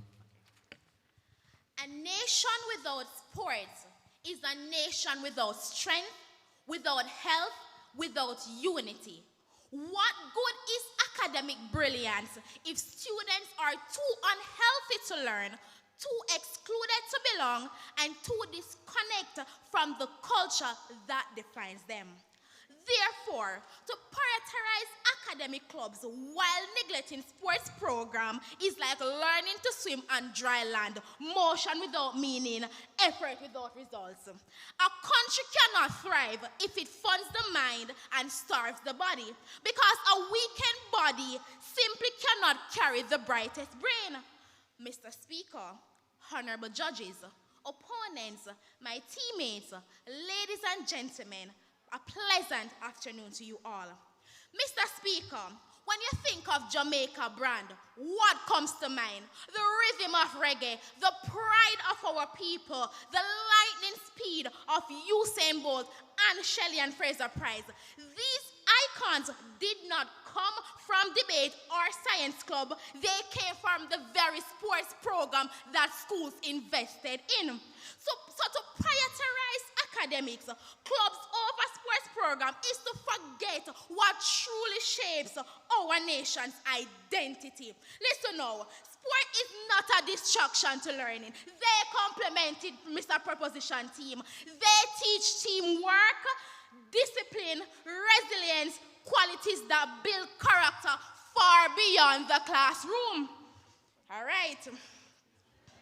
Brand Jamaica stands tall on the stage because of our music, culture, and our athletes. If we neglect funding sports club in schools, we risk dimming the very light that makes our country shine globally. Because it is through these very programs athletes are recognized to represent us.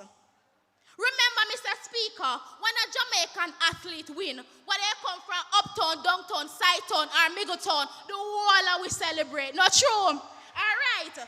So, as the second speaker, my case rests on two pillars. First, sport generates real economic opportunities, and it's a safeguard for students and students' health and well-being. Let us get to the meat of the matter. Sports create an avenue for students who may not be academically inclined to still achieve success. As we are speaking now in Jamaica, there are secondary schools that actively recruit students who can run, play football, play netball, play volleyball, any sort of ball. And while tertiary institutions locally and internationally are actually offering scholarship to these athletes to compete while they are finishing their degree. So tell me, Mr. Speaker, if sports open door, why are you trying to close them?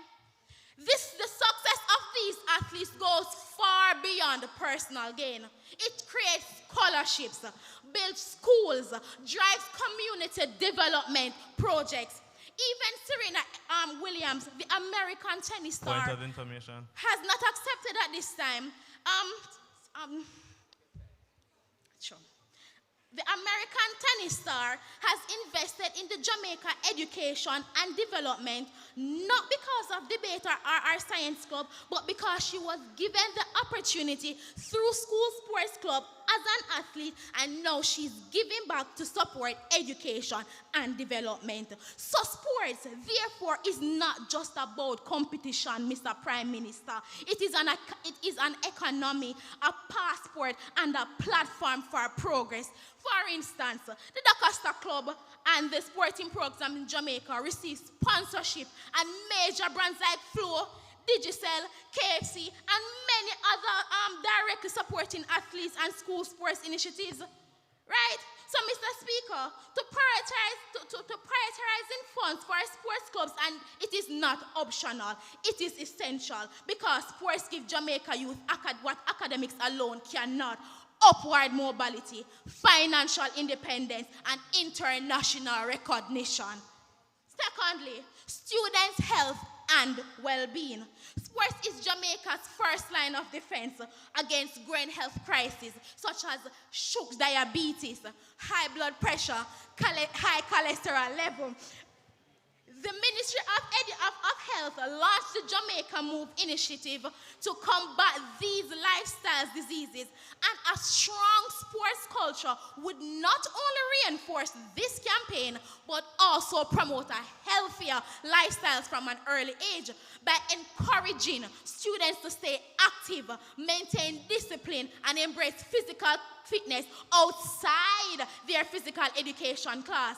Sports help reduce the long-term medical costs while creating a generation that is productive, resilient, and health conscious.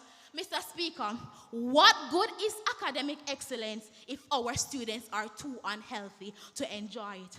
In conclusion, to starve sports is to starve Jamaica of its strength, its health, and its very identity. Academics may fill the brain, but sports fuel the body, the spirit, and the nation.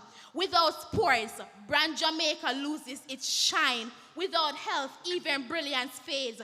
That is why the opposition stands firm. Fund sports, fund our future.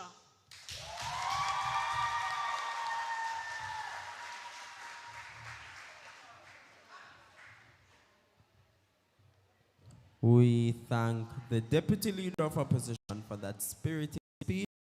We invite the opposition once more to ask 3 questions of the proposition, after which point we'll flip the arrangement.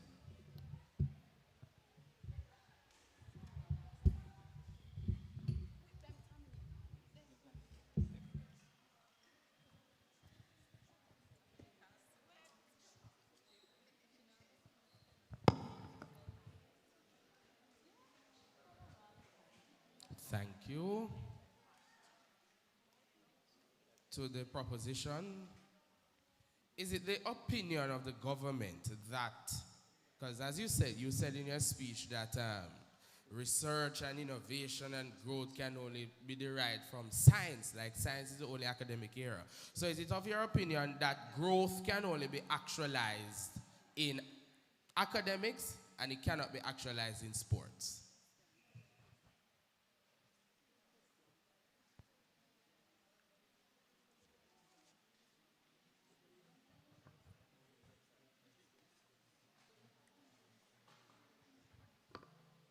We did not isolate growth to just academics alone. What we mentioned was that depending on medals and awards is not a sustainable model for economic growth in Jamaica. Okay, thank you. Now, there is no direct line item in school subvention for physical education and sports improvement.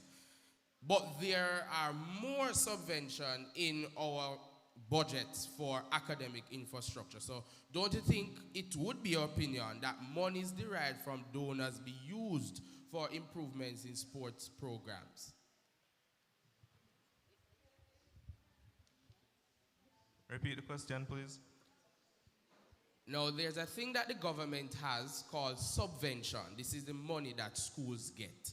Now, there is no direct line item in subventions for physical education improvement. What is there is a line item for academic infrastructure improvement.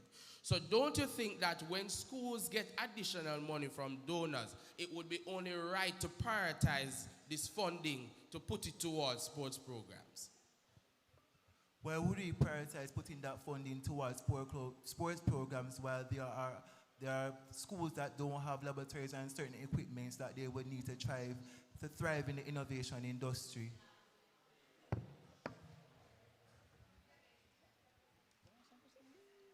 Next question. Okay, final question. So let's create a hypothetical situation. You're in the capacity of an administrator. So in good conscience, would you reprioritize sports co-curricular funding, especially All right. knowing... Exceeded 10 seconds. Would you like to ask it again in 10 seconds? Sure. As an administrator, hypothetically, in good conscience, would you reprioritize sports co-curricular funding, especially knowing the benefits of these co-curriculars to students?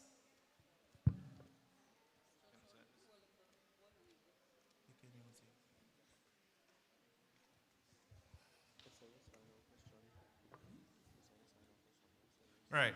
According to an article in Observer 2023, targeted interventions to improve literacy in schools is drastically underfunded. And according to the 2019 PEP results, 33% of the students could not read, 56% could barely write. Now, living in a world where sports are funded very well, do you see an improvement in our education system? Oh, wait, sorry. No, there's no improvement. So it stands to reason that funding should be directed towards more academic pursuits to bring up those grades. We thank the opposition for those questions. We invite the proposition to ask questions of the opposition. Here.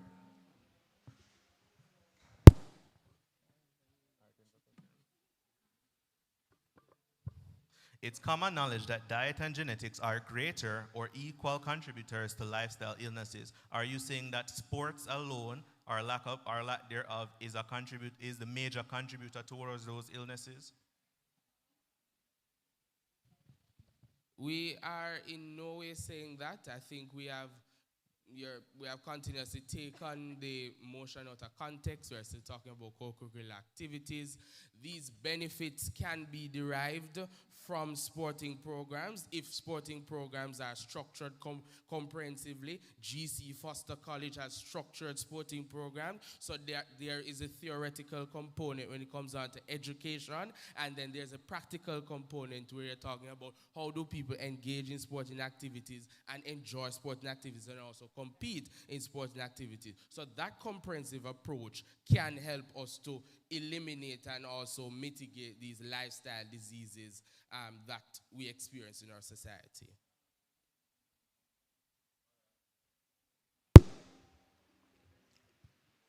Final question.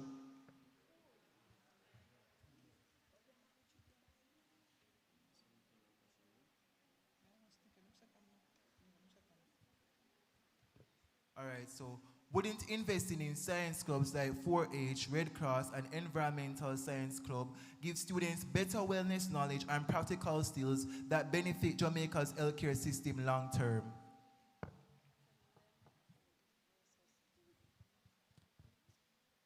I think you want to trap me with that response, but here's what I have to say to that, right? So this type of education already exists within the curriculum. And of course, we know that co-curricular activities are the environment that extends learning outside of the classroom. Now, it is your same side of the argument, and it's also the side of the argument that we're saying that it is not to defund or completely eradicate funding. What we're saying is that within the context of certain things take precedence, certain things are more important, and when we can establish and structure our sports programs to include comprehensive education as well as I said, the involvement in the physical sport, then All we right, will be well on time. our way. Thank you.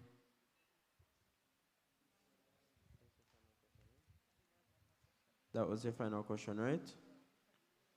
Yeah. We pause for a minute such that you can put the final touches on your reply speeches, and then we'll begin with the opposition reply speaker.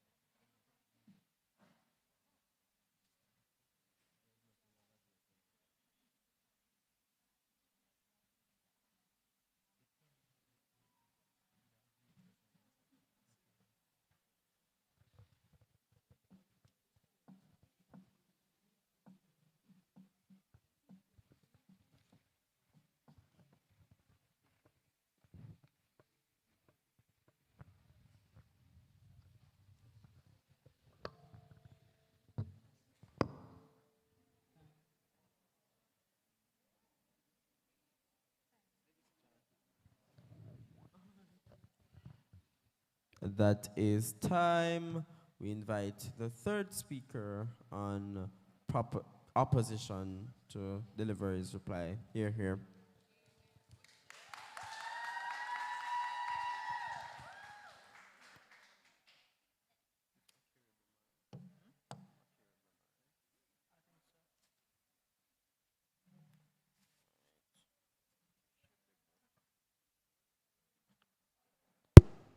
Mike.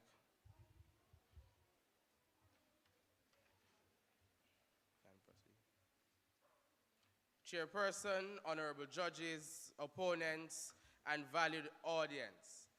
The motion at hand here is about co-curricular activities, and I think within the context of the motion, it has been taken out of scope. So what I'm going to do now is bring it back to scope and help us to really understand what is important for this motion.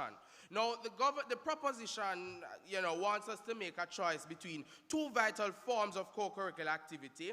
They present this idea that, academics needs to be funded, and they keep saying academics. We're talking specifically about co-curricular involvement, which extends learning outside of the classroom. What we're saying on side opposition is that within the context of schools, there's already establishment of academic programs that would help to extend these academic clubs and societies. And as such, the infrastructure is already there to facilitate the extension of these academic clubs and societies, which will not require significant amount of investment. Now, we are talking from a budgetary perspective. So let me give you an example. I'm Andrew Holness, I have Babsy on this side, and I have Daryl on this side. Babsy comes. Andrew, I need some money for sports. Daryl comes. Andrew, I need money for science. You're going to tell Andrew that he should, in good conscience, do what? Who should he give more money? If he gives more money to Daryl, it is going to seem disrespectful to Babsy. And if he gives more money to Babsy, well, it will be better for the country because everybody loves sports.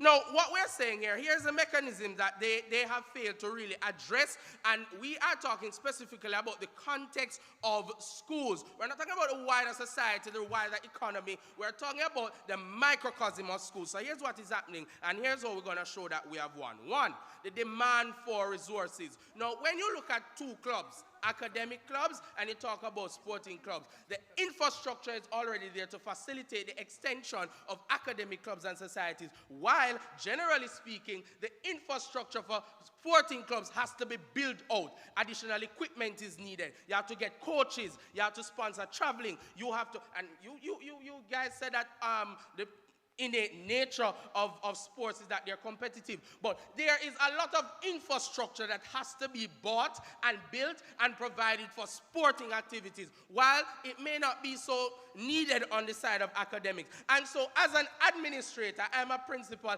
I need to balance that. And so I'm going to put my resources where, from an economic perspective, more infrastructure development is needed, and that is in sports. Now, they want to just slash everything, defund sports. Science is more important, and they keep saying science is the only academic club that exists. They want to like the black people in America, defund the police, defund sport. We are not defunding everything. We are reprioritizing for economic benefit. Now, we are talking about allocation efficiency, the economics here. When you look at the microcosm of a school, and you are talking about the resources in a school, remember that one specific co-curricular demands more resources. And so from an allocation efficiency point of view, you will allocate more to the co-curricular that demands more, because, as I said, the infrastructure already exists to support the academic clubs and societies. We are not saying that we are going to take away all of their funding. What we are saying is that they still get funding, but the majority of the funding needs to go to the sporting activities that demand and require more financial resources. That is simply what we're saying. Now, the third unique extension that we're providing is the catastrophic impact on school dynamics. Now, here's the government's argument. They want to create fragmentation, where academic clubs, they create silos of interest for specific groups. They are not generally school-wide. They don't facilitate the development of school spirit.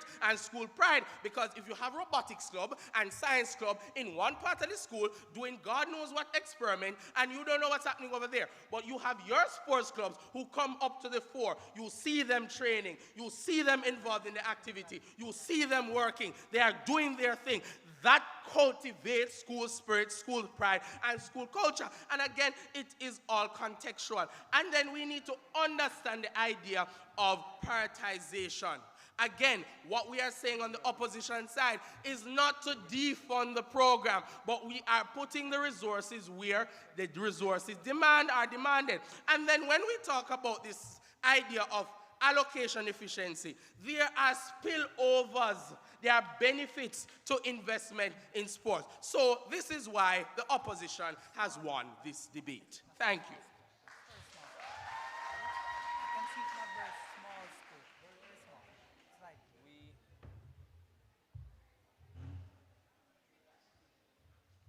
We thank the opposition reply speaker for that very fine speech. We invite the government reply speaker as well to deliver his reply and to close out the entirety of the debate. Hear, hear. I can speak loud too. I can move my hands about and grab your attention. But I am doing this not because I can. It's not performative. It is because I have the conviction. Because we came with the receipts. We came with the references. I know that we won this competition. My name is Orlando Gentles from D. Money College. I am your third speaker.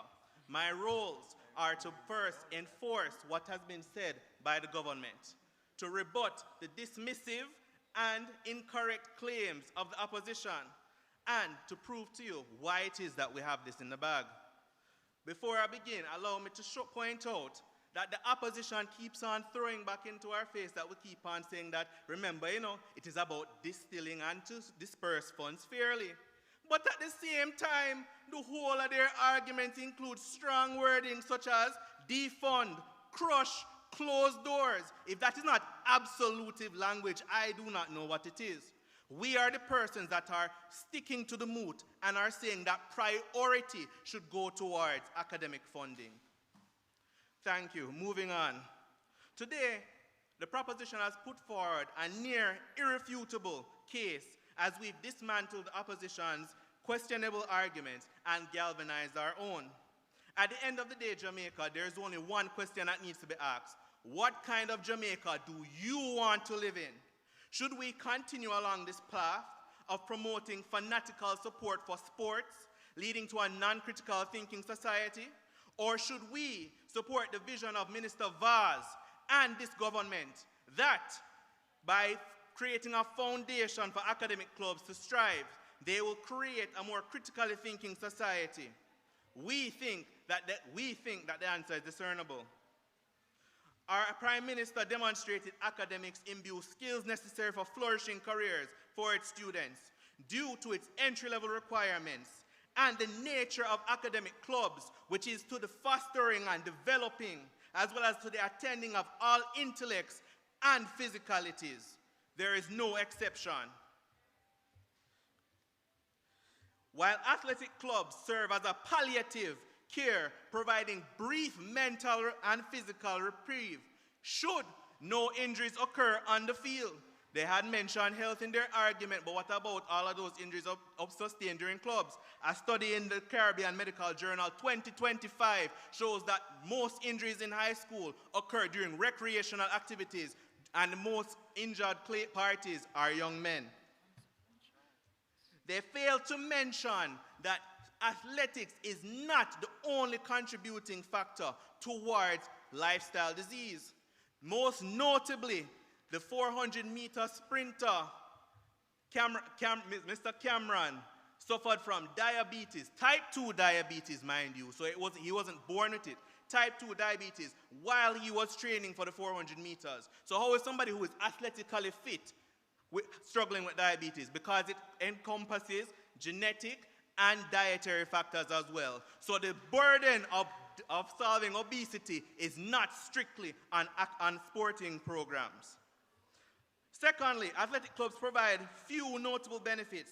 However, only a few will ever reach the acclaim to benefit from a career in sports, while the rest are left behind.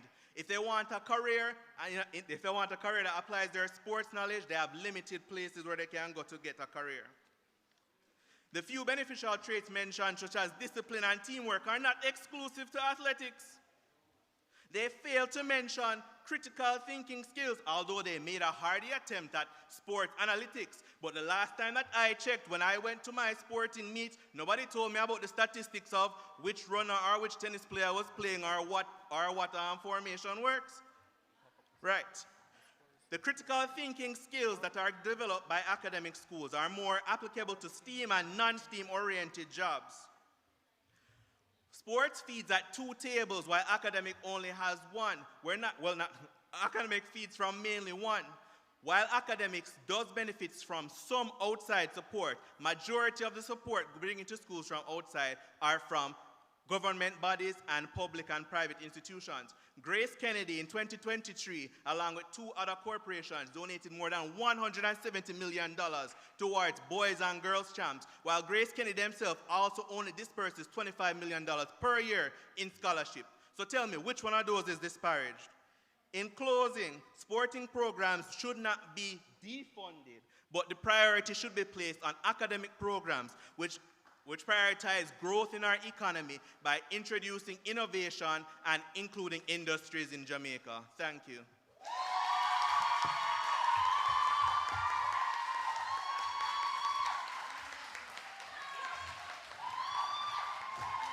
We thank the government reply speaker for closing out the entirety of the debate. We thank the debaters for a very spirited match, a match that I thoroughly enjoyed. We invite them both to shake hands in the spirit of competition.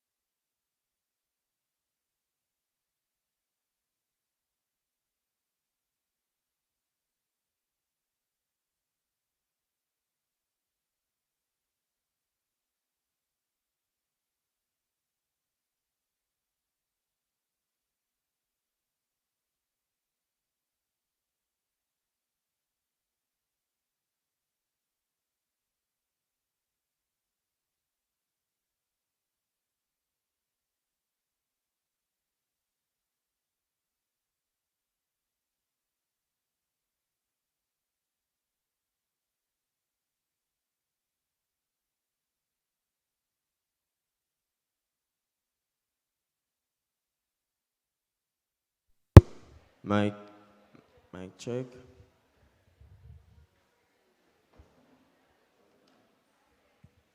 Are the debaters here? Is CTC here? Is Monique here? Okay. No, I'd just like to put out a disclaimer. Preliminarily, this was a difficult match to judge, particularly because both teams were very good. So give yourselves a round of applause. Now, ultimately, I think this debate boils down to characterization and why framing is extremely important. I feel as though one team did far more in characterizing the state of affairs, the status quo, as being particularly detrimental for one set or one particular interest group. Let's get into the debate. Now, what is the characterization we get from government? Government's characterization is pretty simple, and it's pretty intuitive to the average intelligent voter. That is, there exist two forms or two ways in which sports clubs are given funding. It is through, one, government/school support, or school support through the monies that they receive from governments. And secondly, the large corporations like Grace Kennedy that have massive investments in sports clubs. Notably, the alternative characterization we get from opposition is simply that there exist sports programs that are required to be funded because of the extent to which sports programs deliver good benefits or opportunities to those who aren't as academically inclined, right? I feel like the broad sort of characterization as it relates to the funding given to sports clubs, given to sporting initiatives within certain schools, was particularly bought from government. Reason being is that we don't get a clear delineation of what the type of funding looks like in opposition's world, in as much as that funding is short, for example, or that funding isn't particularly significant, such to require schools to invest large amounts of money into sports clubs. They say that the government, particularly government, is utilizing these resources, or the government, not the government utilizing these resources, particularly the school. And the motion says this House believes that schools should invest. Now note, schools can't control what private investors do with a lot of their monies, which means that if private investors were funding sports programs from the beginning, schools have no prerogative or no control over the extent to which they can continue to fund such sporting programs. Neither do they have the incentive to disallow private corporations from investing significantly into sports programs. The motion then leaves us to ponder, what do schools do with the resources they get from the government, which is their discretionary funding?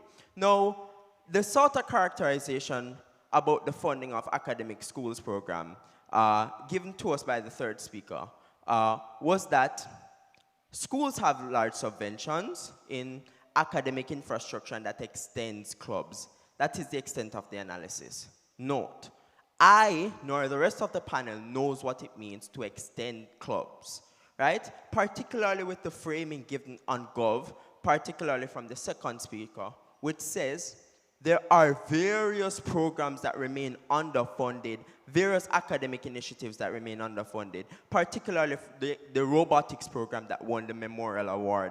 I don't know if that's what it's called. Right? These are important ones. Engage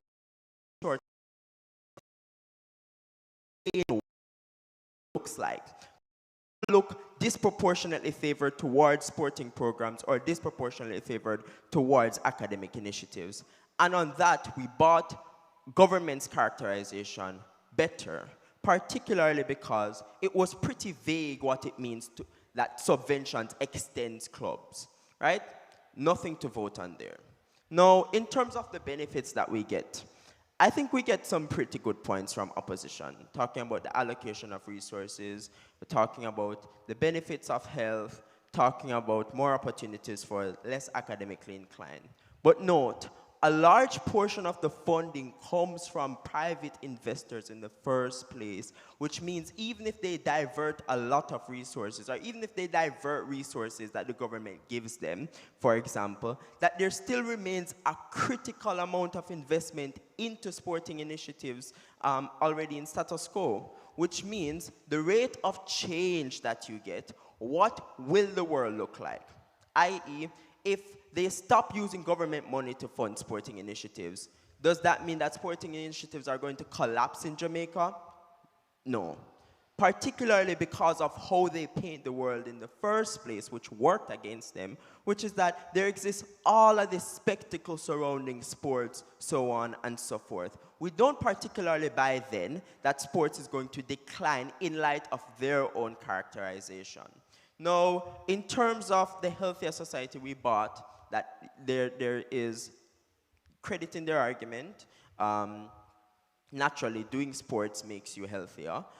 In terms of more opportunities for the academically disinclined, we bought that argument.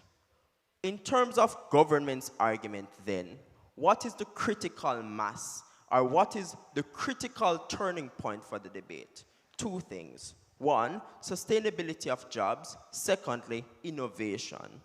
In a large portion of opposition's framing, they give a lot of benefits, but they don't tell you why those benefits aren't going to be had once a school, using the government money, now go fund sports initiatives anymore, which is the single and most critical issue or downfall of the opposition team. We get greater ways in which greater funding towards academic programs, academic initiatives like debating, like the robotics program, is going to lead to far greater innovation into the minds of young people who exist in these academic clubs in the first place, who have the ability to go overseas and get awards despite the fact that they haven't been significantly funded in the first place, and that there isn't a large societal push to fund them in the first place. And secondly, on the sustainability of jobs and why academics is much more important to engage with, they say that there is a larger, a wider, a diverse pool of jobs which are much more sustainable, which aren't as linear as jobs that you get as an athlete, which means more investment into academic fields will yield much more intellectual jobs, for example, that leads to more innovation, so on and so forth. That's a simple reason, and that's a simple overview. You can come to me for greater explanations, or you can go to the Cardiego as well. The scores, government on 279 to opposition's 270. The best debater was the first speaker on government, and the commendable debater is the third speaker on opposition.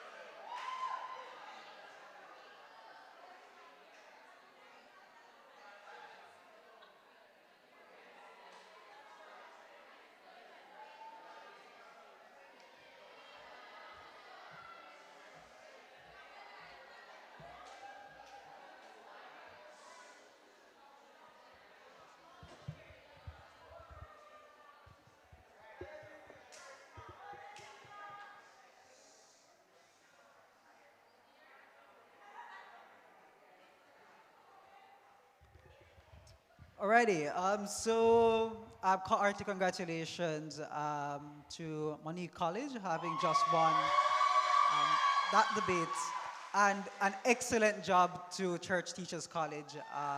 Very well performance to you both. Now to the round one, the debate which you saw, Case, the College of Agriculture, Science and Education against GC Foster College. Debating on the motion, this House believes that unstructured exploratory learning better prepares students for the future than traditional classroom methods. First, I want to put out a disclaimer. This was a unanimous vote across the panel in terms of who won that debate. I think it was pretty straightforward to us.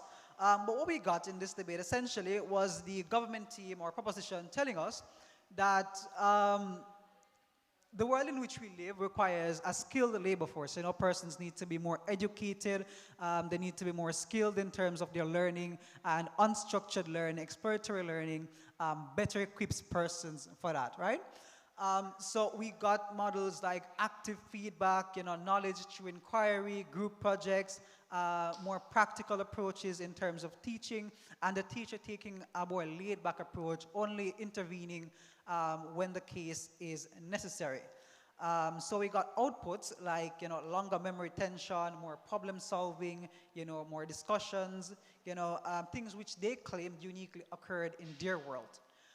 Comparatively, no, that we got straight across the board from the opposition team is to say, like, simply what they're saying isn't true, right? You get a lot of that in the structured approach, in the traditional approach, meaning that what government claimed is not exclusive to their model, right? So we got a bunch of stuff, like on questions like, what does the structure of examination look like? That was a very important question. But even more important, in the context of this debate, something that the panel believed that we needed from the government team was, you know, who are the most likely persons to benefit from this? You know, a little case building would have been necessary.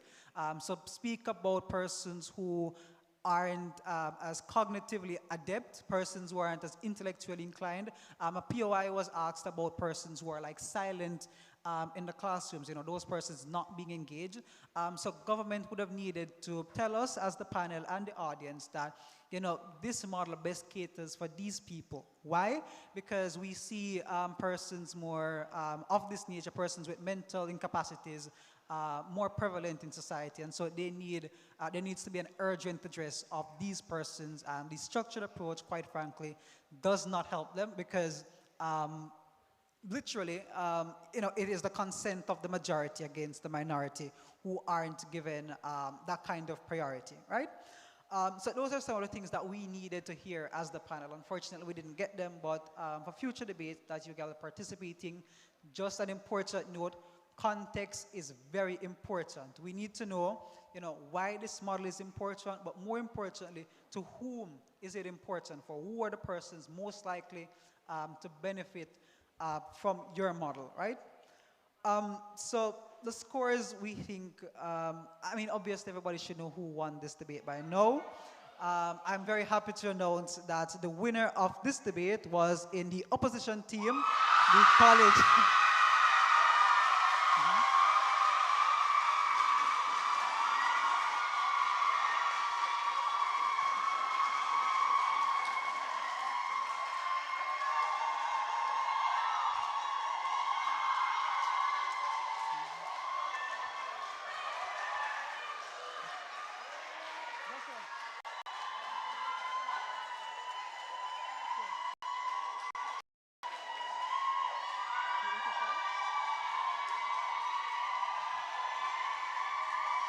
All right, settle down, settle down, settle down. So a hearty congratulations to Case, and we believe a very well tried to GC Foster College. Just to repeat, the scores are as follows: 267, I believe, Joshua, 267? 267 to 284. So GC Foster, 267, and Case on 284.